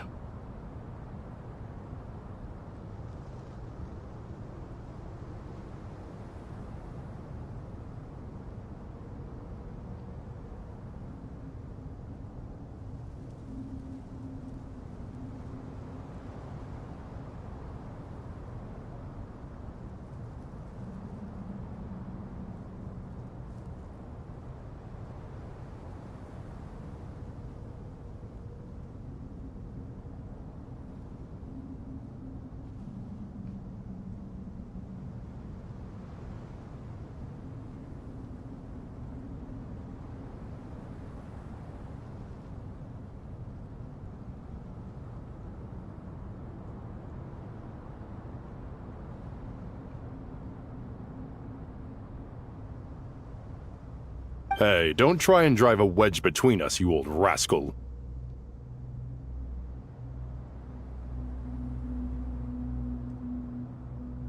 All it says to me is that Master Nephis has faith in everyone's abilities.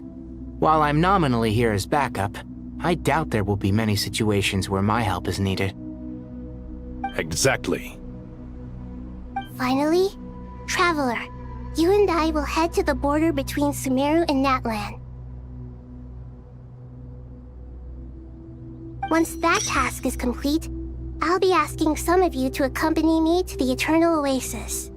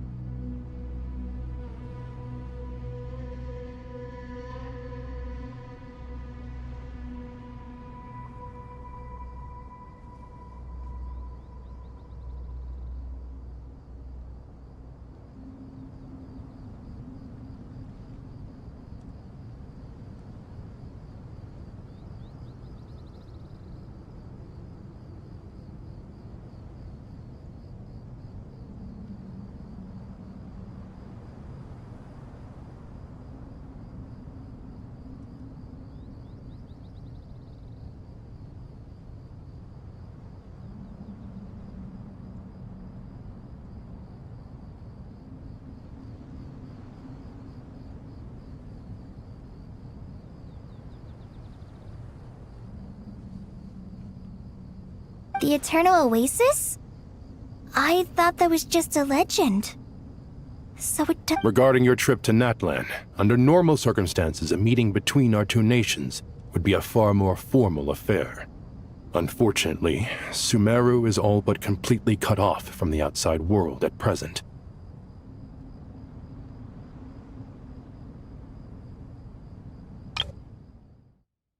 The Eternal Oasis? I thought that was just a legend. So it does exist after all.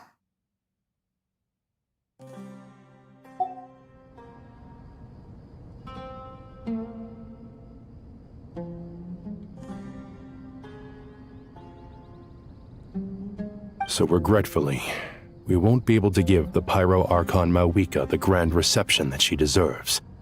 My apologies for the inconvenience. No point putting too much pressure on yourselves. That goes for everyone. Right. Especially you, Dendro Archon. I'm sure you're still feeling quite weak.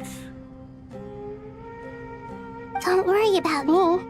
The Dendro Dragon's life force will sustain me. Plus, we'll be there every step of the way. Nahida will be just fine. Yes, I believe in myself, and I believe in every one of you. Well, time to get going.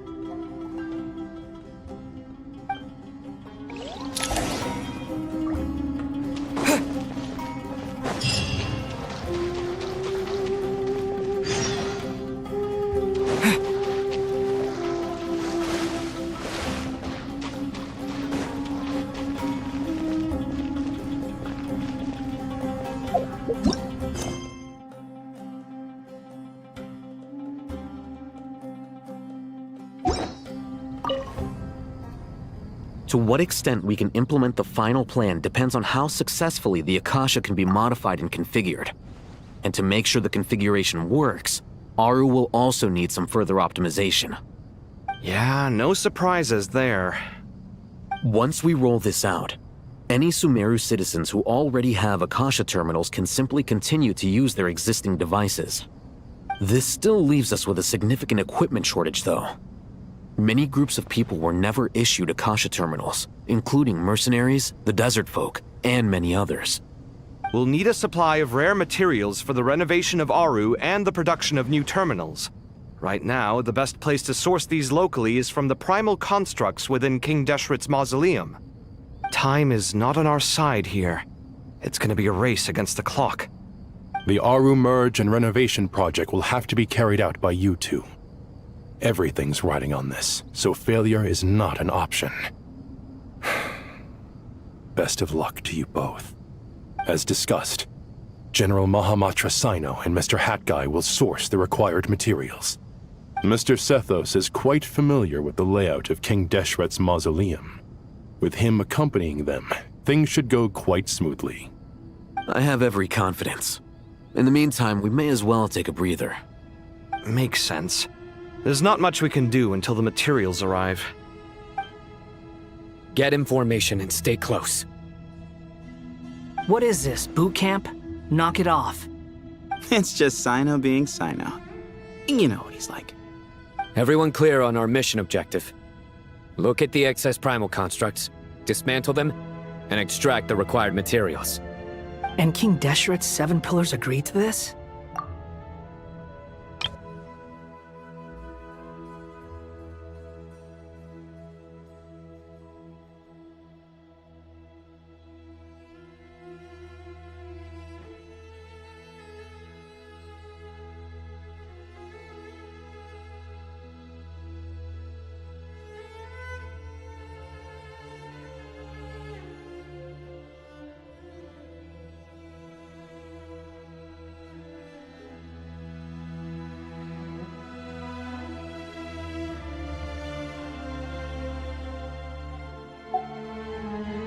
If they're just sitting there doing nothing, we might as well put them to use.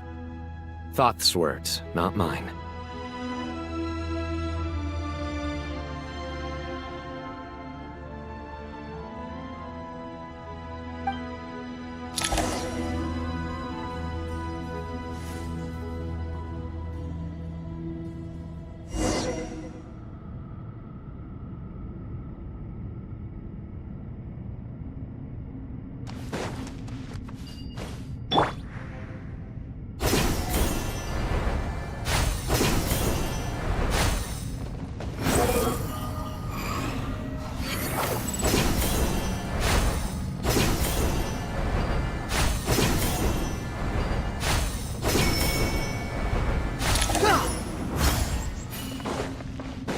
Following me. Yeah. Futile. Give me some space. The sage's wisdom. Behold.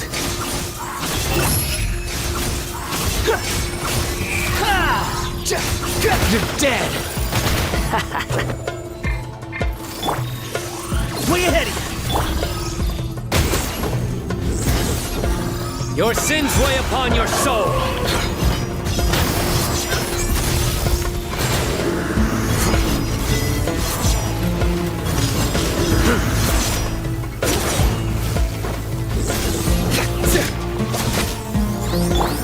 Wretched vermin!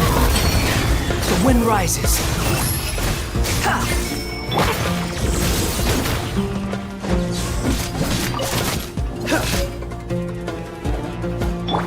Excuse me?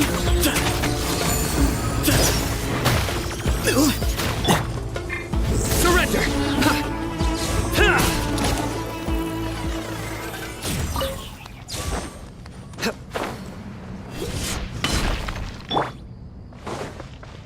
Squall Fury.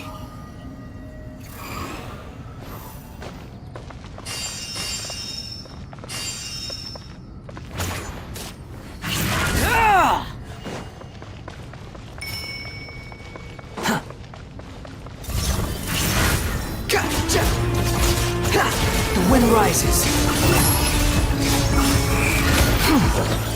Nothing worth mentioning.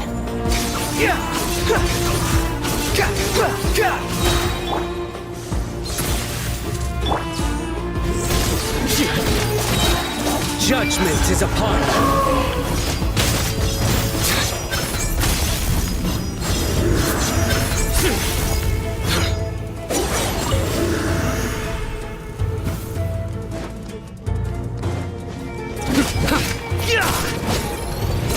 run!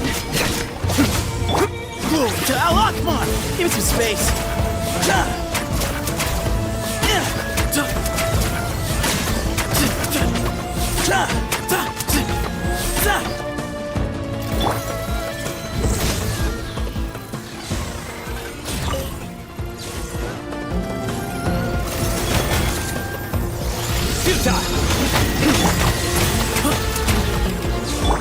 Unsightly insects!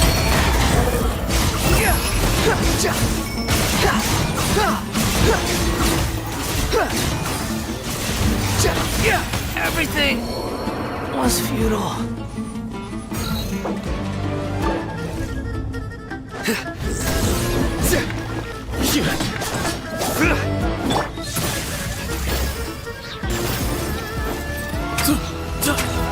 Move or be moved! These devices should still be usable even though they're broken down. Let's take them back for the others to review.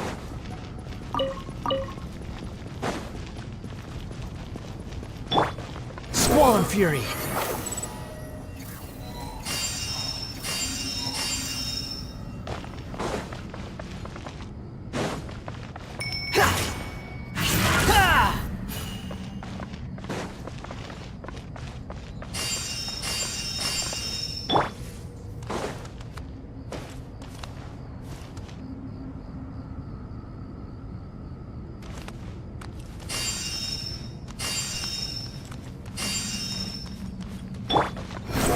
Upon the gale.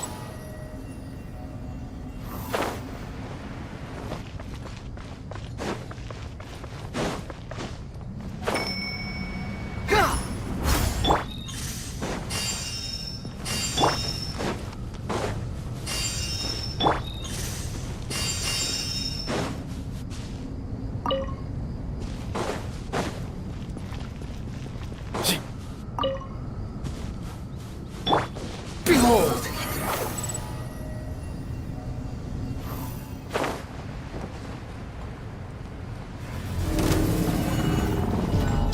Squall and Fury!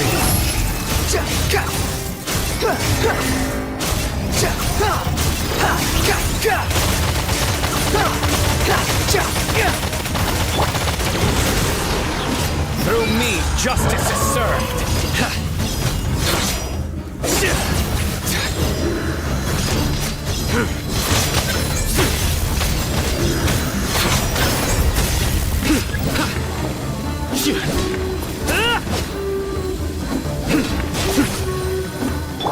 Excuse me?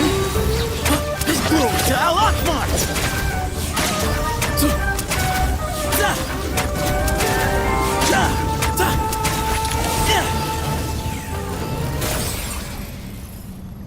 How many do we need again? Enough to make an Akasha terminal for everyone who doesn't own one. I remember you telling me how revolutionary these Akasha terminals were. You've used one before, right?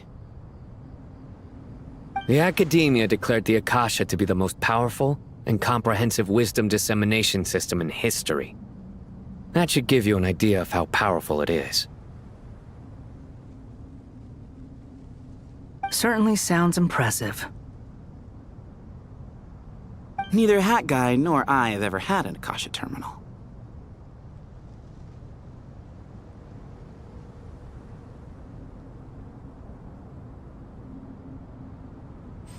Well, if it all goes to plan, that's about to change.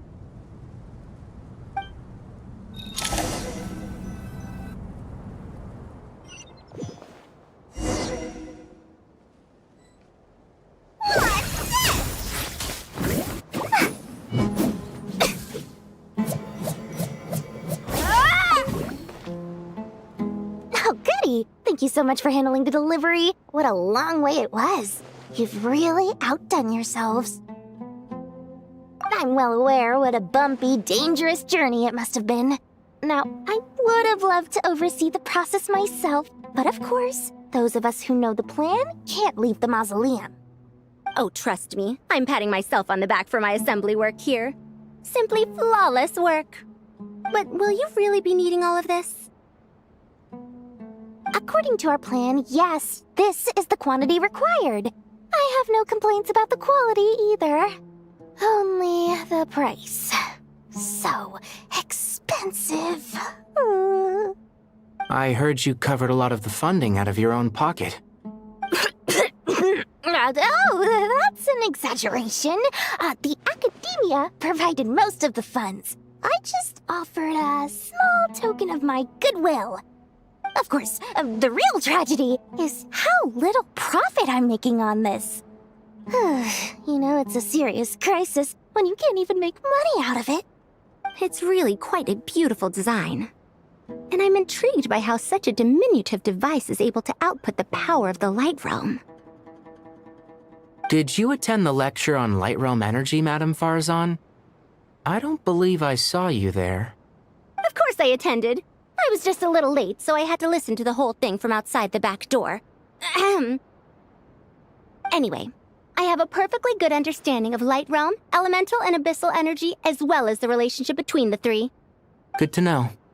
Master told me in private that the conversion process between Light Realm energy and elemental energy involves highly classified knowledge that shouldn't be disseminated too widely. But even so, the scholars still shared said information. Well, you can't enforce a rule that everyone breaks. Is that the idea? At first, the Dendro Archon was reluctant to explain it in great depth for safety reasons.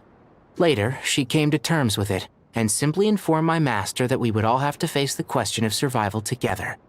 To protect someone from such dangers means keeping them in the dark, but for someone to know and embody the wisdom within, they must understand its very essence. It's an information hazard. We're exposed to danger just by knowing the facts, and just like bait, it lures us in by offering us the solution to our problems. But if you're not careful, you'll end up pursuing it down a dark path. A tricky problem. But today, this big problem has been broken down into many smaller, more trivial ones. What do you mean? I get it. For instance, you and I share secret knowledge, while she and I take on the risks of life, death, and fate. Something like that? Hey, what? That is not what I call a trivial problem. Well, as they often say in Vahumana, an event that is monumental to the individual is negligible in the grand scheme of history. Generally, the fate of the individual is an insignificant affair. Being from Amorta, where the subject of our research tends to be a lot more personal, I have to disagree. It's hard to dismiss the individual as insignificant. In other words, the big problem of survival has been broken down into many small, interconnected factors, and each one of us represents one of those factors. When the same secret is shared with a group of people, the same fate binds them together. Most people would find this unimaginable, but to us scholars, this is the path that has always beckoned to us. Sharing knowledge is a good way to fight against fate. I will always believe in that. All right, I think that's everything. Thanks a lot. But don't go anywhere just yet. I'll still be needing you to calibrate the equipment.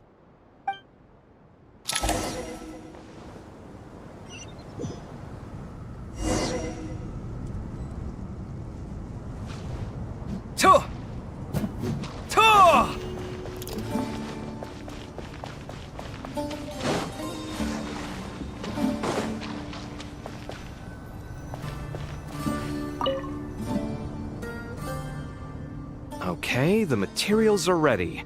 We can proceed with the next phase. Al-Haytham, how are you getting along? Most of the information in Aru is written in ancient desert scripts. Some of this is written in a tribal language, while other parts seem to be a variant of an Oasis script, based on the glyph forms. Oh. Not lost to history, I hope. Some are. All we can do is infer the meaning based on the rules of related languages. Although, this section actually fills in some of the missing historical record. I'm transcribing it so we can bring it back to the academia. After Aru started up, 2 more lines of text appeared here. Can you read them? Humans may not read what is written by the gods, except by not reading. Victory should not be easy to attain, for it symbolizes divine wisdom. Knowledge must not waver, for it has external borders. Is this a clue to solving a puzzle? Or is it being symbolic? You can't read it unless you don't read it. Victory is wisdom. Knowledge is confined by borders. Wait, I think I've got it.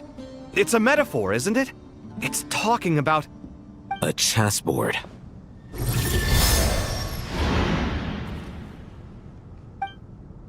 You were right. The youth of today are skilled at solving riddles. Have the secrets buried in the desert not been unearthed over the years all the same? Since Aru is a place reachable through wisdom, this day was bound to come sooner or later. Oh, I've always been against overly cryptic sentences. Don't you get tired of reading and writing all that? Ah, it's you three. Just in time. We've been delving deep into Aru, and now this board has appeared. I've heard this was how you'd while away your free hours. You must be quite the experts by now in that case. It is true. King Deshret's chess games are some of the most well-loved of all his wonderful creations.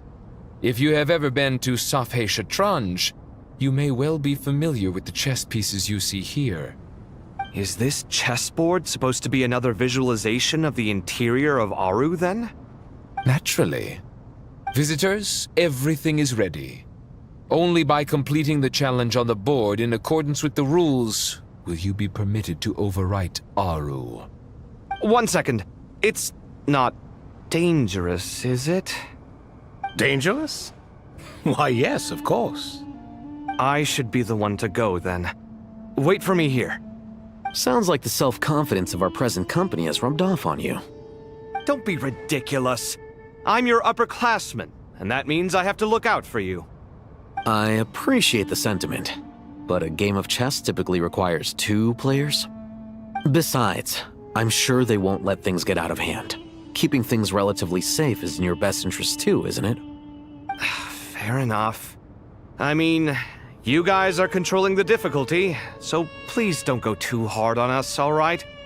Ah, but Bennu said he wanted to put some respect into these whippersnappers. All right, all right. Thank you. Obviously, we'll still try to be careful. This doesn't seem like ordinary chess. Is the goal to defeat the opponent? No, you must enter the board and pass the trials we have placed there. Ready? Let's do it.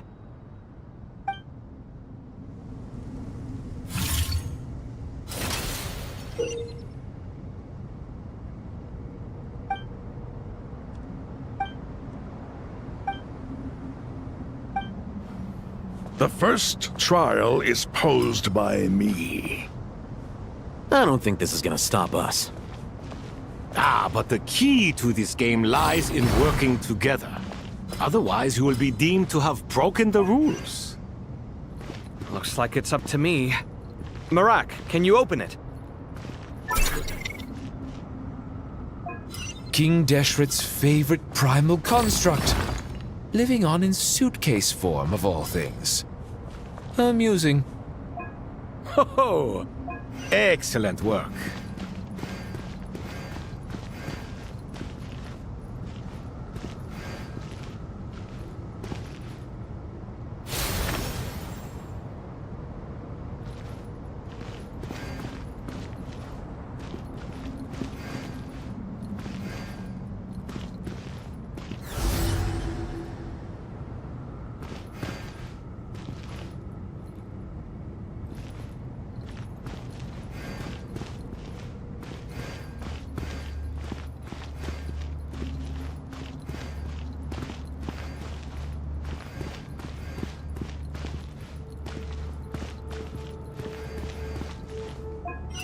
Alhaitham, what are you thinking?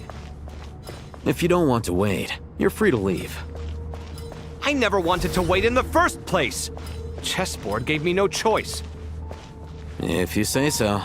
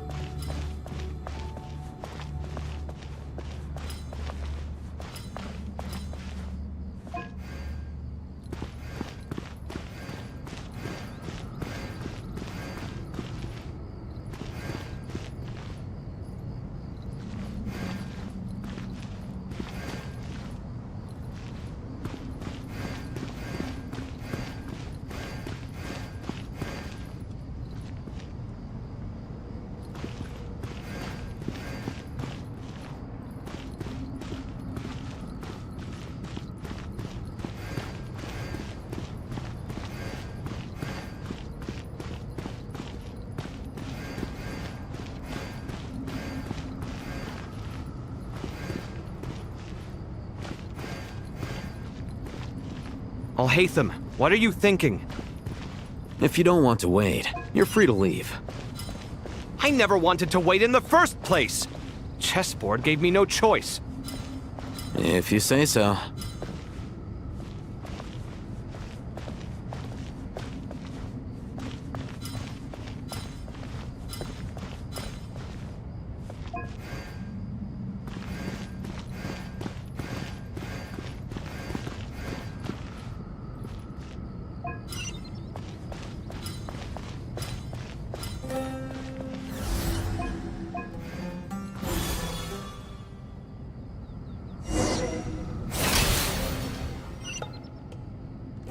Now is the time for my trial. Now, don't be nervous. I'll make it nice and easy for you. Really? Thanks in advance. We appreciate it.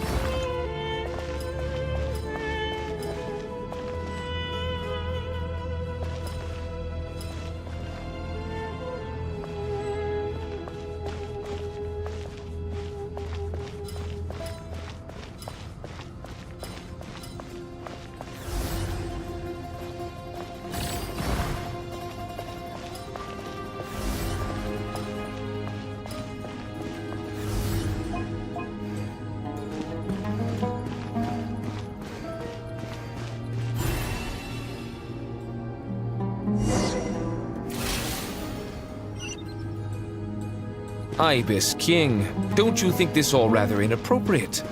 You may as well be handing them victory on a silver platter. Do not expect me to follow your lead. Ha! Suit yourself.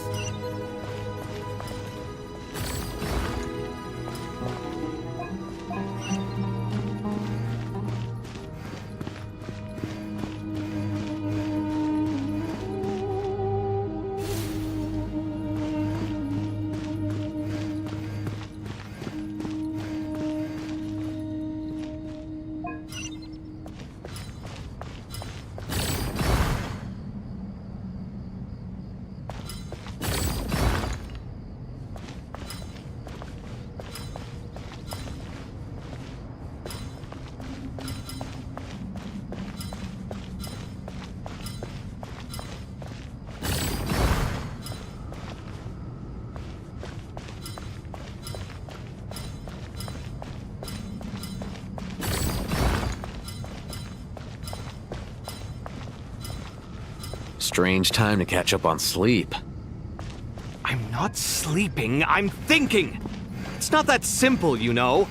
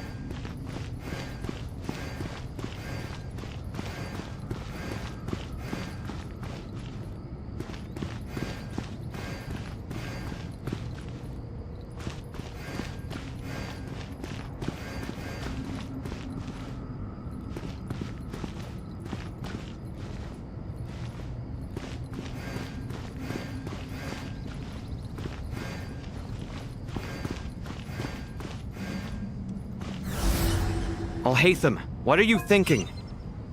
If you don't want to wait, you're free to leave. I never wanted to wait in the first place! Chessboard gave me no choice. If you say so.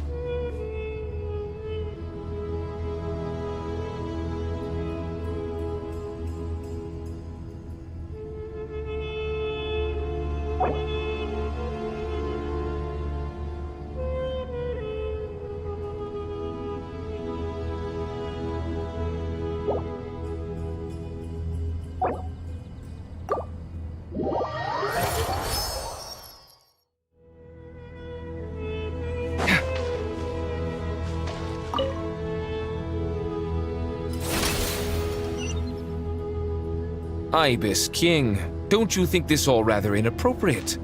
You may as well be handing them victory on a silver platter.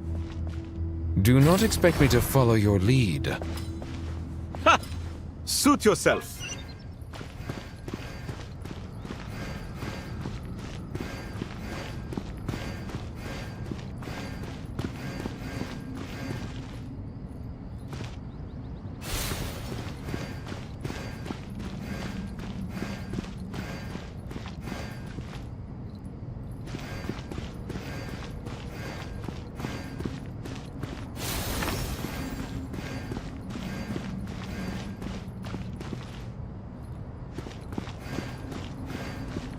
Alhaitham, what are you thinking? If you don't want to wait, you're free to leave. I never wanted to wait in the first place! Chessboard gave me no choice. If you say so.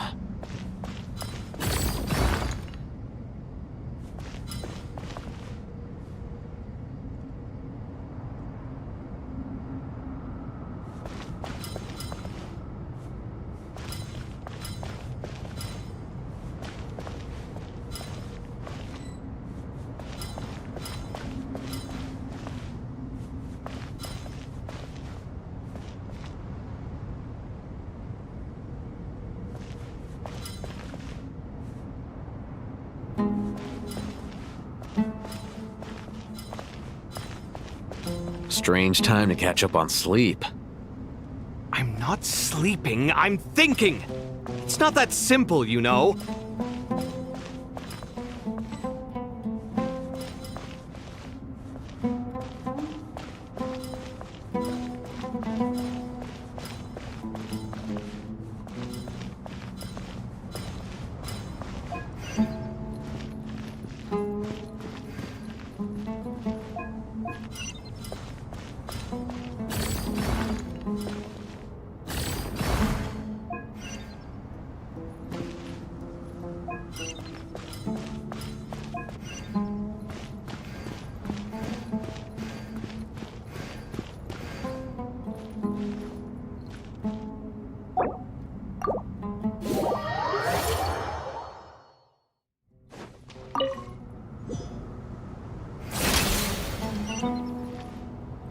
Ibis King, don't you think this all rather inappropriate?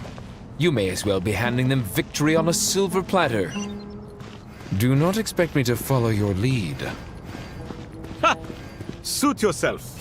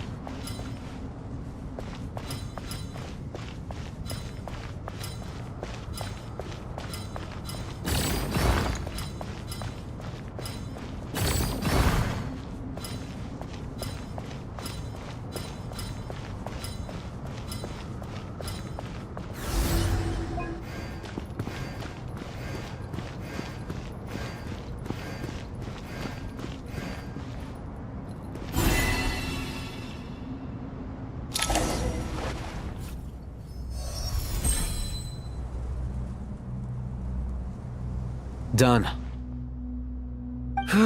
Finally. It's over. But seriously, that was incredible! Standing on the chessboard felt completely different from standing on solid ground. And also... Oh, sorry. I'll save my thoughts for later. Thanks to the three of you for helping us out with this. Is it just me, or were you giving us quite a lot of guidance along the way? We made but a humble contribution. You lived up to our expectations. Bravo! Our aid was not given for naught. In addition to the existing functions, I'd like to ask you for another favor. Since Aru's interference shield can cover the entirety of the mausoleum, it should be possible to extend its range even further. Perhaps you can find a way. So, building upon the existing functions to... I'm with you! Imagine for a moment. What would the ideal outcome look like if this function were compatible with the devices? I agree. This is the best solution possible. Please, everyone, we beg you to help us. Me, oh my! Well, since you ask so very nicely, I suppose... Goti? Croco? What do you say?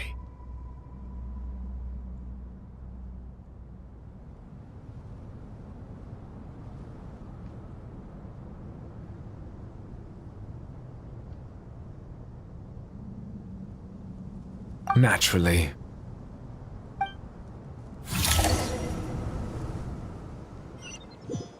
Time to go! Let's go find Nahida! Time to ignite!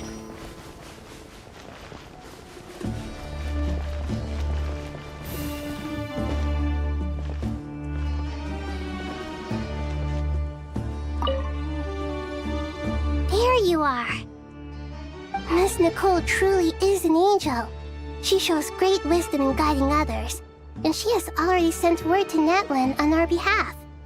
She said that while the other members of the Hexen Circle are busy with important work, she is quite free, and she is more than willing to accompany the people of Sumeru for the entire journey. Oh, yes, Nicole, all right. Always super patient and loves to help everyone out. She's the best. She is.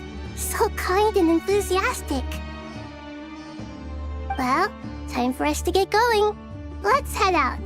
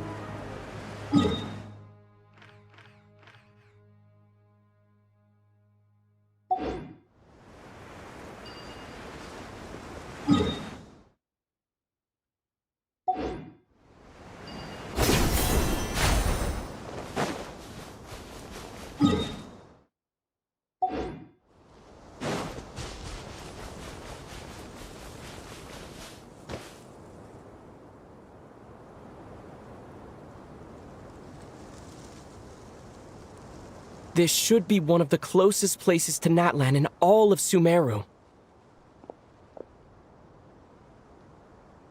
There's the barrier Nicole and Nefer mentioned. It completely cuts this nation off from the others. But why? Why separate you from the rest of the world now, specifically?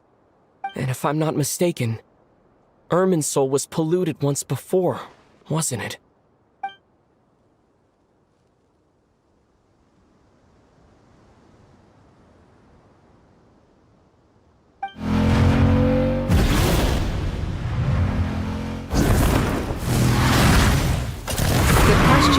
I'm wondering the same thing myself. That voice. Mawika! You got here pretty quickly. Hello, traveler. It's been a while. Hello there. Hello, Dendro Archon. Mawika, I apologize for asking you to meet at the border on such short notice. I also apologize for not being able to greet you in person. form in which you see me now is one carried by the Traveler. The real me is inside the mausoleum of King Deshret, and I am reaching out to you with my mind from here.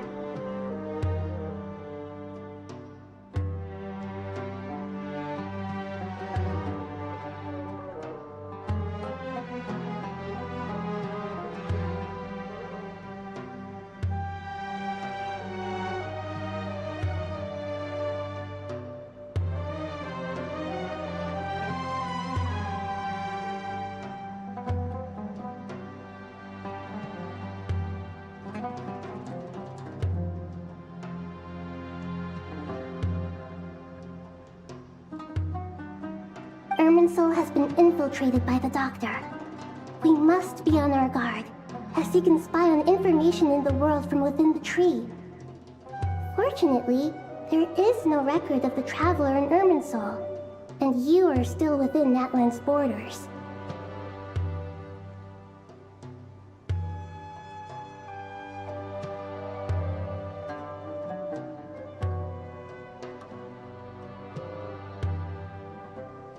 My records will be preserved in the Night Kingdom, rather than the ley lines. As long as the Night Kingdom remains disconnected from the ley line cycle, the Doctor has no way of knowing my movements.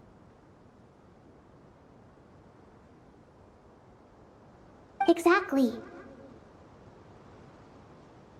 So by meeting each other in this way, the meeting essentially never happened.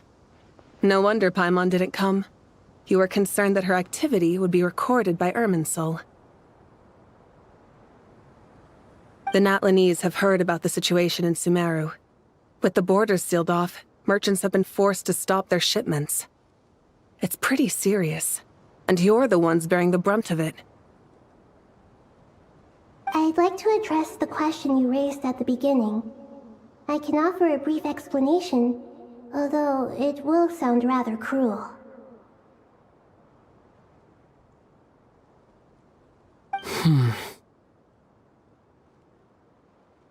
I don't reach this conclusion gladly, but Irminsul predates the heavenly principles. It existed long ago, when the dragons of Natlan were at the height of their power. So even when the people of Sumeru became ill because of pollution, it was not a critical issue from the perspective of Irminsul itself. As long as it continues to function normally, the barrier will not be activated. But this time, the Doctor's invasion has directly affected the tree. That is what caused the barrier to deploy.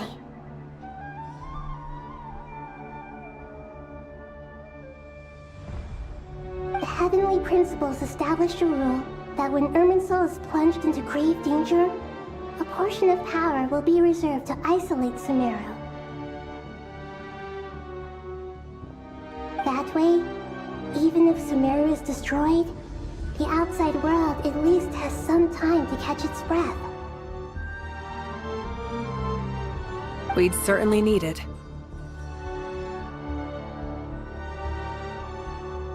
The heavenly principles created almost everything that exists in Teyvat today. To them, preserving the existence of the world and its inhabitants takes priority over protecting Sumeru.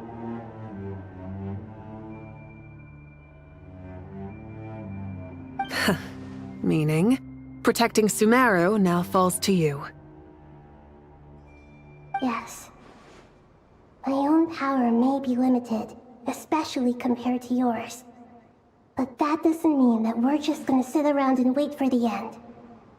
If necessary, I will utilize any and every means at my disposal. Nicole of the Hexen Circle didn't say exactly what this meeting was about.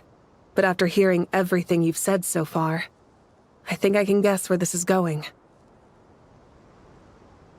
That's right. Nahida and I discussed it at length. We both know how presumptuous this is, but... You need the pyronosis, don't you? Yes, you guessed correctly. Originally, I only intended to borrow it, but The situation is far graver than I foresaw. So instead, what I ask of you is to please give the pyronosis to Sumeru.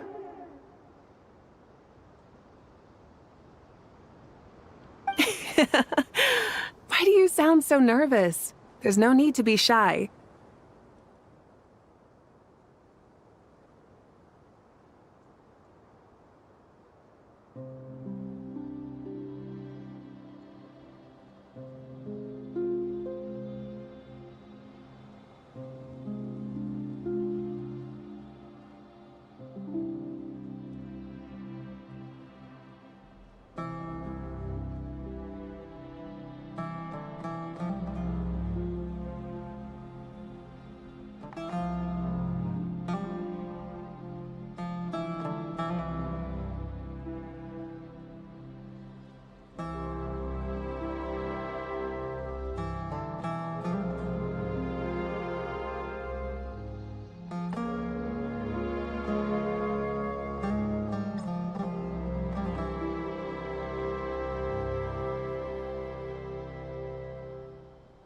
Surely a gnosis is pretty important to a god.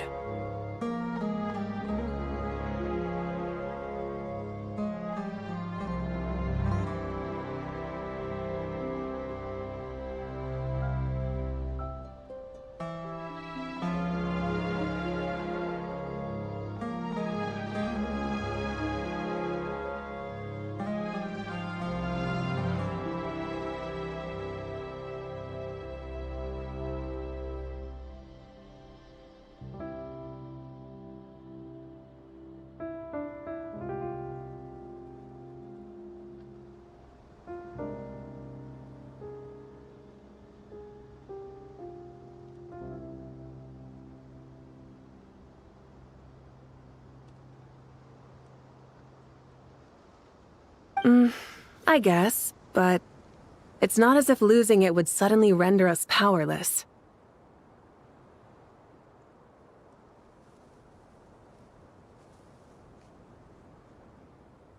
But I'm sure you don't need me to tell you that.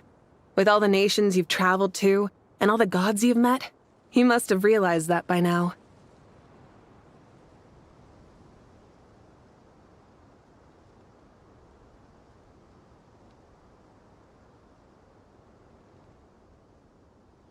As far as I'm concerned, a gnosis is basically an elemental energy enhancer.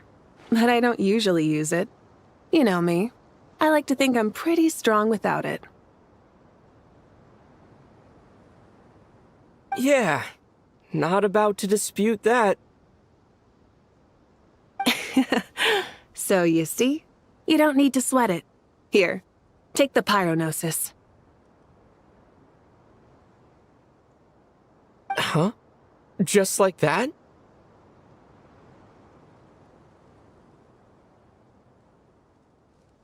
Uh-huh, just like that. To tell the truth, I've always toyed with the idea of giving it to someone who needs it more than I do. I know you accompanied Nahida here to try and increase the chance of success. It's a good thing you did, because your involvement is one of the main reasons you've managed to persuade me. Are you sure about this? Handing over your gnosis just because of me? I won't try to quantify it, but trust me. Handing over the gnosis to Tumaini is far from the craziest idea I could think of. Besides, even if you hadn't come here personally, I think I still would have agreed to Nahida's request. Irminsul doesn't just affect Sumeru. It impacts all of Teyvat. I know all too well how difficult it can be to protect the things you care about. So logically, morally, or however you want to cut it, helping you is the right thing to do. You don't need to tell me the specifics of your plan. Where the gnosis is involved, the tighter the secrecy, the higher your chances of success. Malika, my heartfelt thanks go to you and the people of Natlan. Don't mention it. Now, for the hard part. How do I actually give it to you? The Irminsul barrier is right in the way.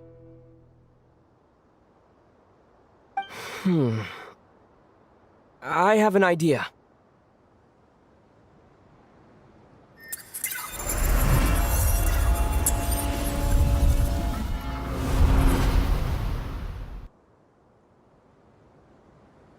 Just as I thought.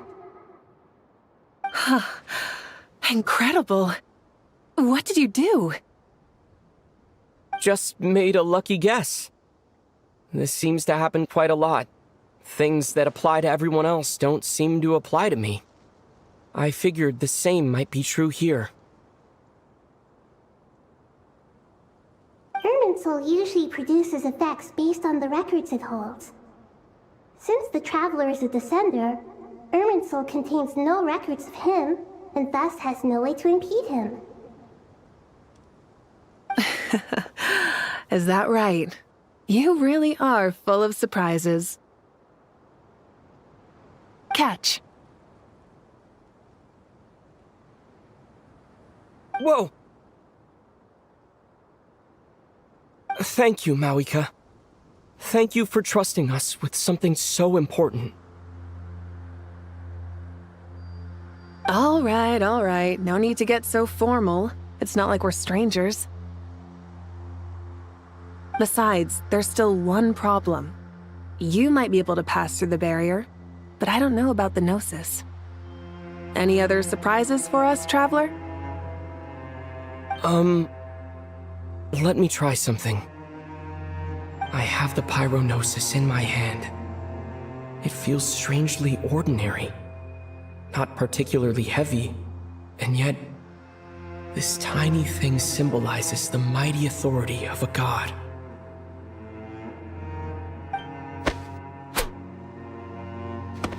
I need to think hard about my memories of Pyro.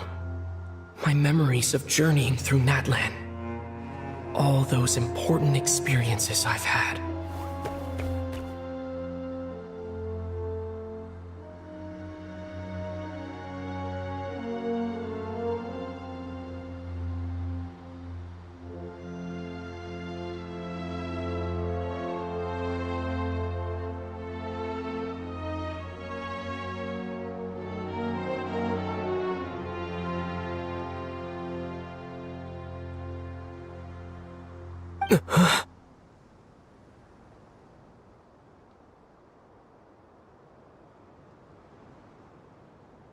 The Gnosis disappeared.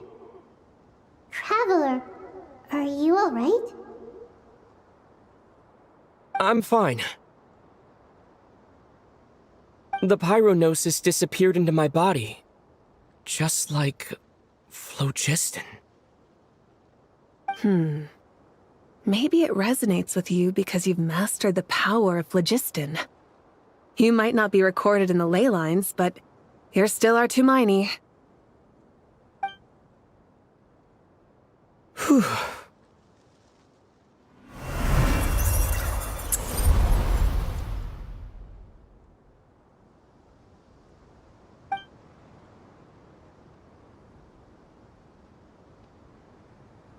Please allow me to express my gratitude once again, Malika. Pleasure. Well, I've given you all the help I can. The rest is up to you. Good luck. We won't let you down.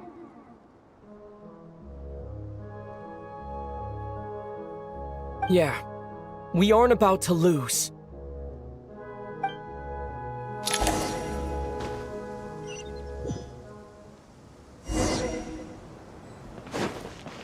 Blazing light!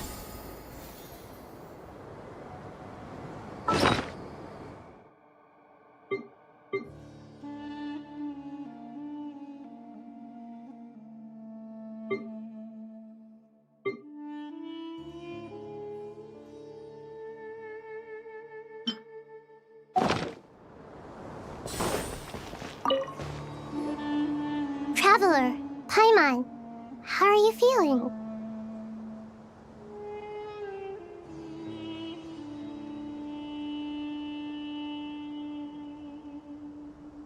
Paimon! teensy bit nervous, but only a teeny tiny bit. Seems like she's gotten way braver over the last few years, huh? Of course. After all the adventures you've had with the Traveler, I'm sure you've gained a lot of experience and grown as a person. I'm doing all right. What about you, Nahida? How are you holding up? With the negative effects of Irminsul, I am a bit like a piece of fruit that's been burrowed into by hungry insects and left to rot. I'd be lying if I said it was nothing. But please don't worry. We all know what we're getting into, and we've prepared as well as we can. I believe in everyone. I believe in you. And I believe in myself.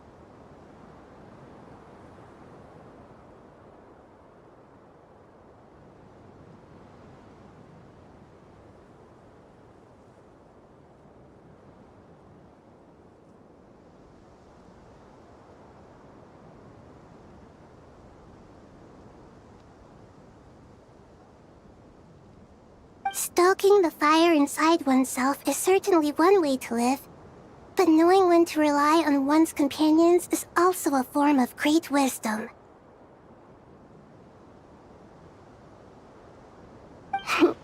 I've been quietly learning little things from everyone, like plucking tufts of fur from a sumpter beast. Me too. With the constant traveling, I'm always learning and growing. That's the journey of life.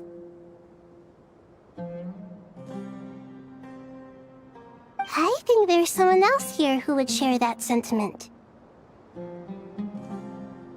Don't worry about what I think.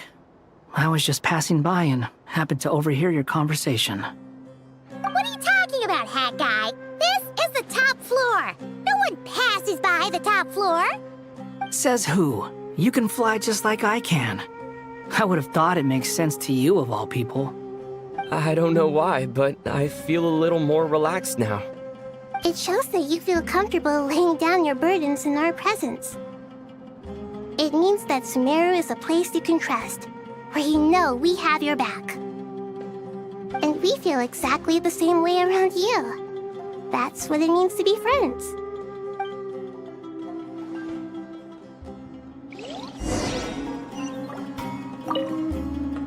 Feel free to mingle if you'd like some time to catch up with people. Just remember to get a good night's sleep when you're done. Tomorrow is a very important day.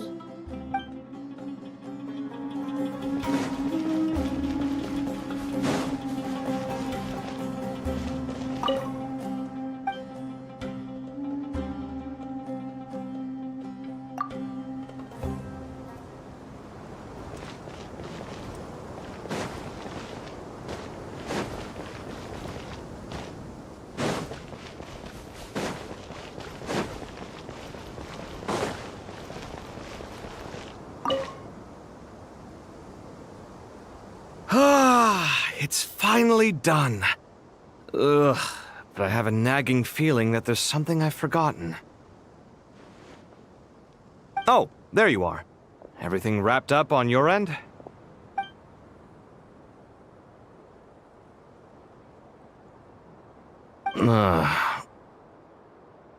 Okay, fair enough. That was a pointless question.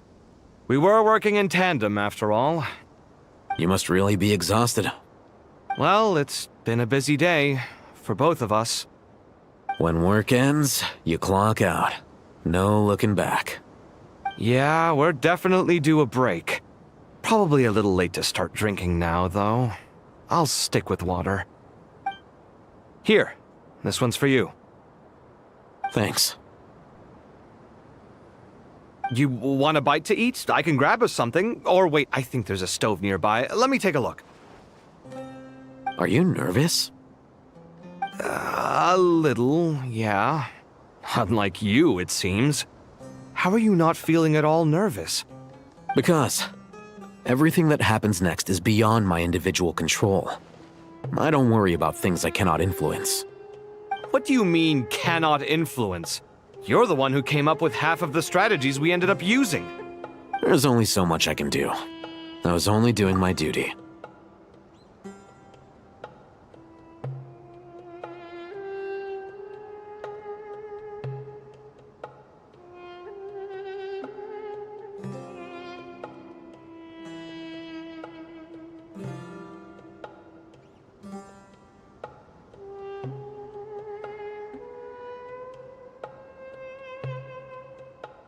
Was it like this last time, too?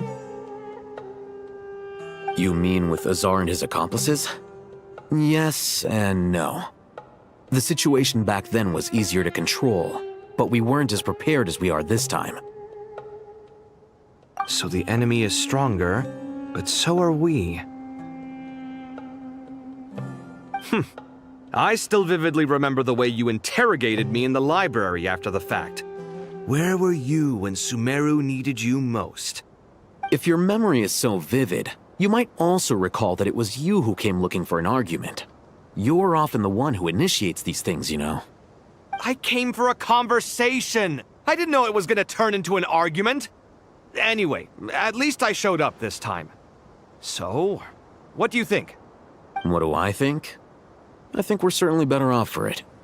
It's good having me around to help out, huh? Absolutely. As a citizen of Sumeru, you displayed a remarkable sense of responsibility in the face of disaster. Certainly feels that way. I just shudder to think how the world would have ended up if we hadn't gotten control of the situation.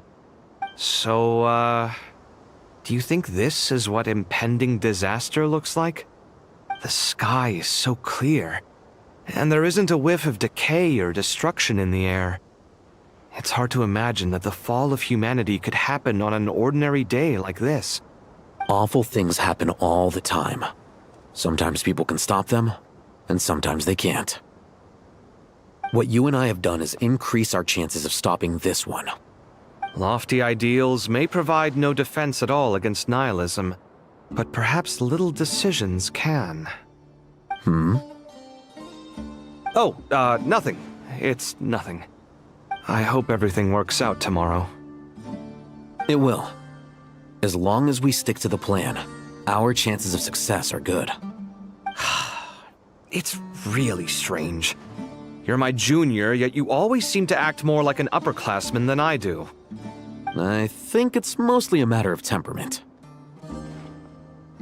Ugh. Walked right into that one, didn't I?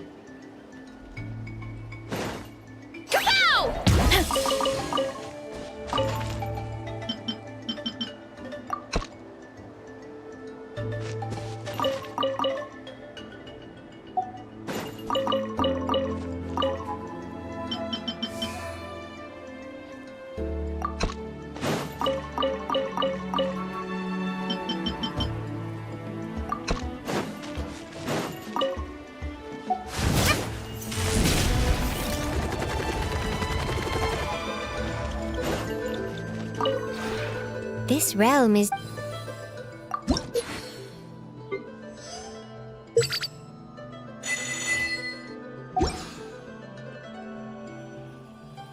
If you ever...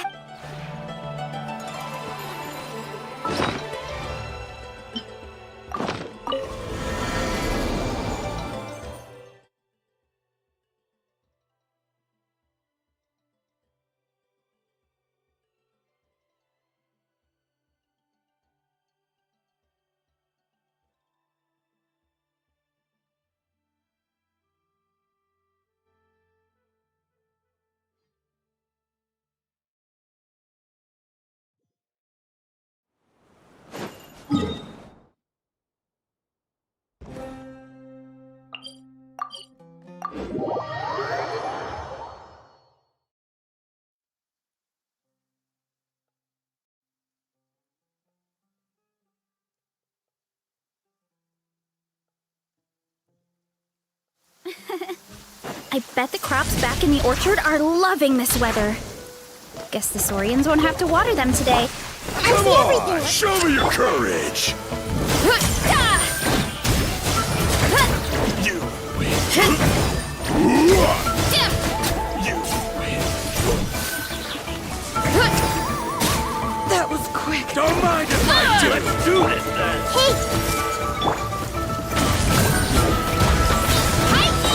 You're pretty Here tough. you are. I'm good. I have wrong.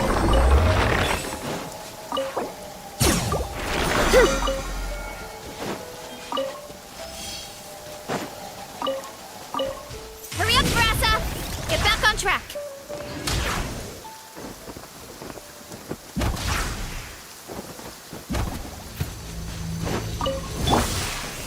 All right, Another let's test. finish this fast.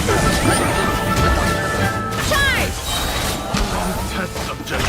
Another test subject. Hero incoming! Test subject.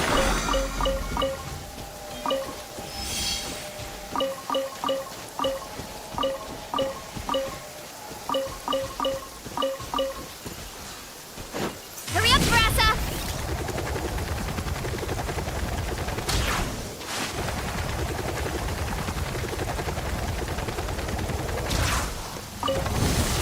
Let's hope you'll put up a good fight. Let's finish this next. Prepare yourself.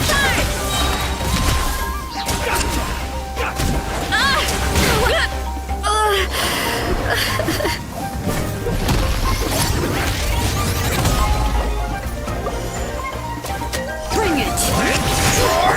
Why me? Hurry up, Brassa! Right!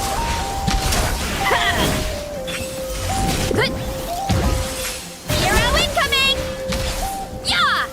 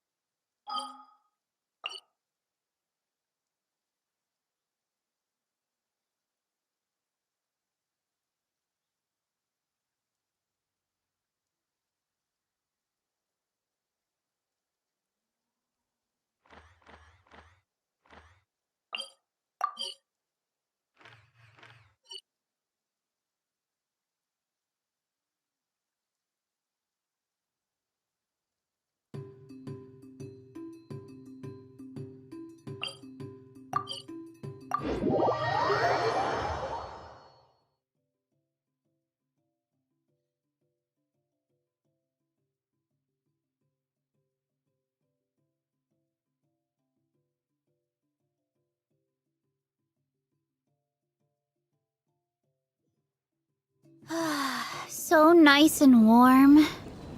Nothing like the warm sun on a full stomach to make me feel...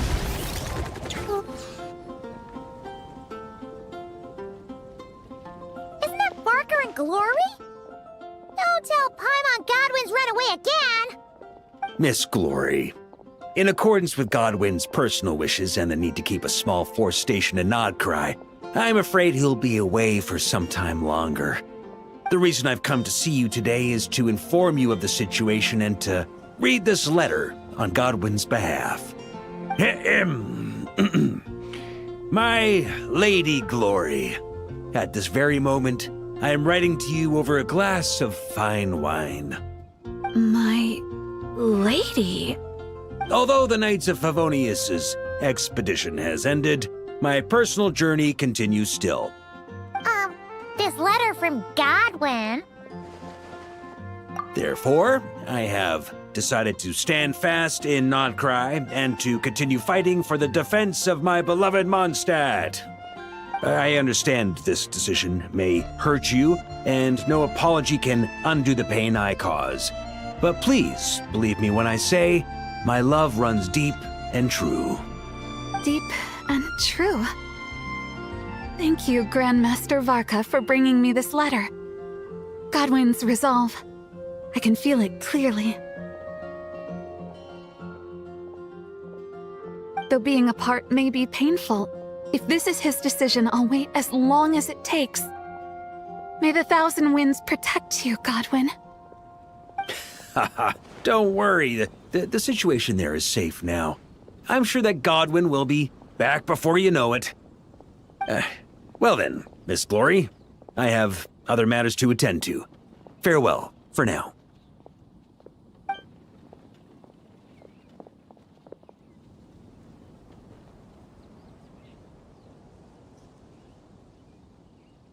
What's the deal with that letter? Did Godwin really go to Nodcry? He did indeed. Where should I start?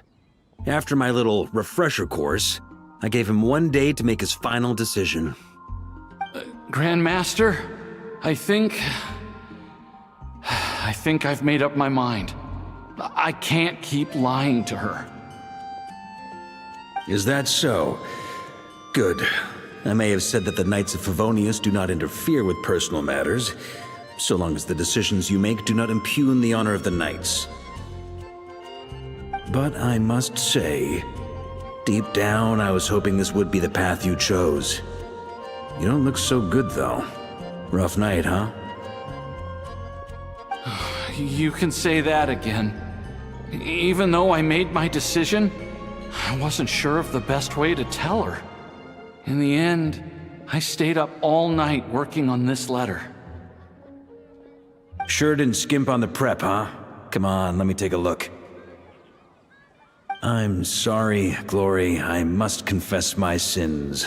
Well, I guess that's passable. A hypocrite like myself deserves no forgiveness, much less the honor to remain by your side. What's all this? I don't deserve your forgiveness. Perhaps you deserve someone better. What the heck is this nonsense? Is this your attempt at taking responsibility? Grandmaster, please let me explain. I've carefully thought this through. If I tell her more lies, even if she never finds out the truth, I would only grow to despise myself more. Could someone like that truly make her happy?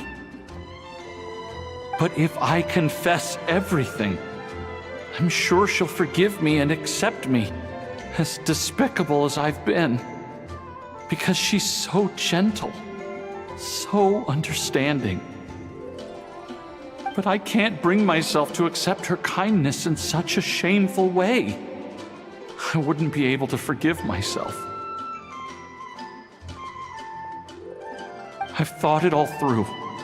What decision to make, what the consequences will be, and I think I could bear it all.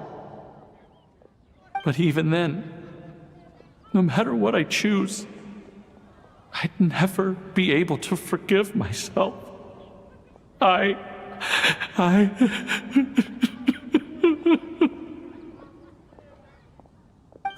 In this state, even if I forced you to face her, I doubt it would do either of you much good. After all these years of patrolling and fighting on the outskirts of Mondstadt, you've covered no less ground than the expedition itself. Come on. How has your resolve gotten so weak? Perhaps I was beyond saving from the moment I told that first lie to avoid the shame. Well, if you can't forgive yourself for your lies, then why not turn them into truths? Embark on your own expedition. My own expedition? Go to Notcry and temper your resolve. They're short-handed there at the moment anyway. So consider this your punishment for not returning to duty on time. Notcry? The expedition's final destination? Go and learn from the expedition forces there what it truly means to be an upstanding knight. Naturally, before your character building begins, you'll need to resolve your affairs in Mondstadt first. Go fetch a pen and paper and write a new letter. This time, I'll dictate and you transcribe. I don't want to read any more of this spineless drivel. My Lady Glory, at this very moment, I am writing to you over a glass of fine wine. Grandmaster? We don't usually address each other like this. And if I'm going to write about wine, how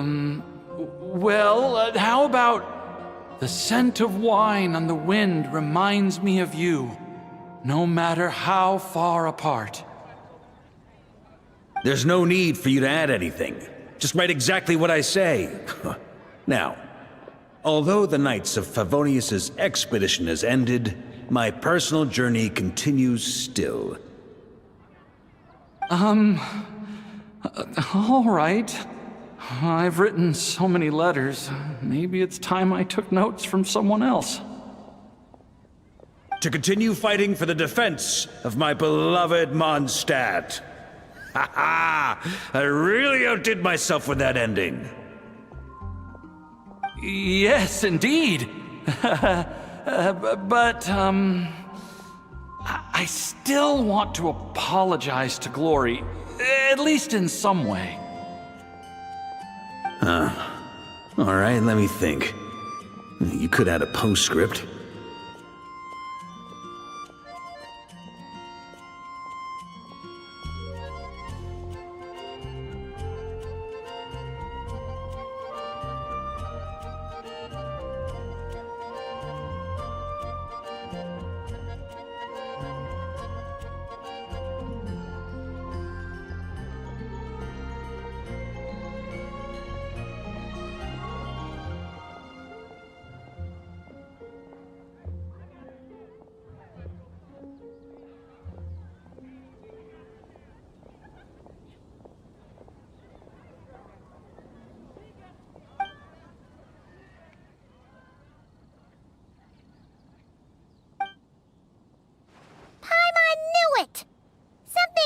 About that whole letter.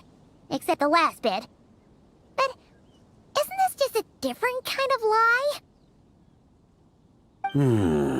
You think so?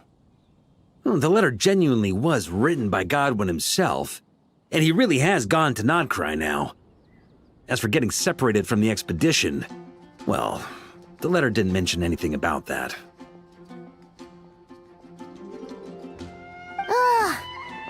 So my guess is you didn't technically lie. Besides, if Godwin were to face Glory now, it would leave an indelible mark on both their hearts. They'd never be able to truly move on. He made an undeniable mistake, one for which he must make amends through his actions, both for the Knights of Favonius and for Glory.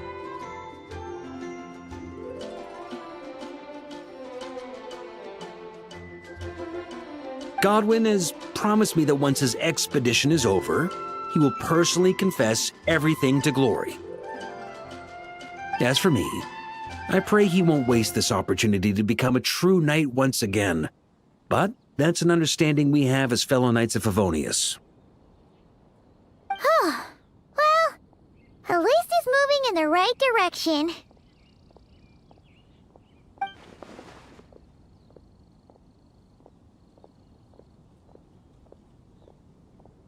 Don't forget to keep your promise, Godwin.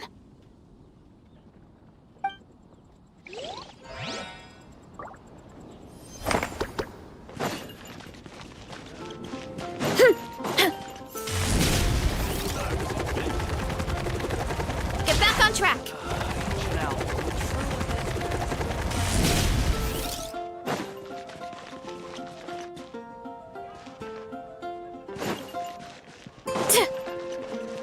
Ad Astra.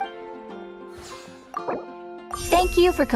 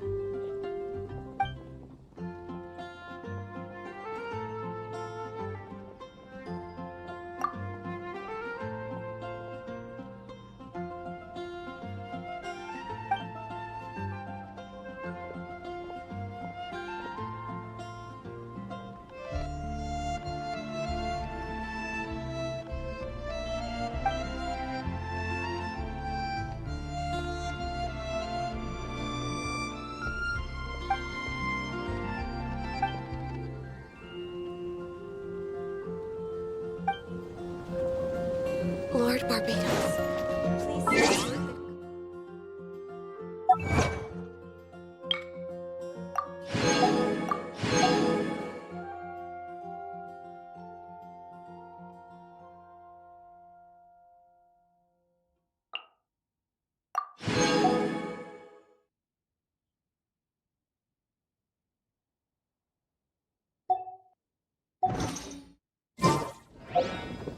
There's a lot that goes into managing an orchard.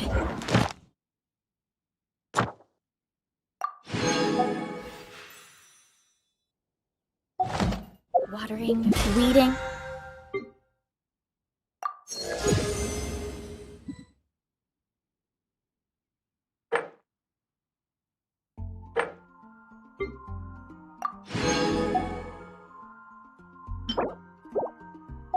Fertilizing the soil. Huh?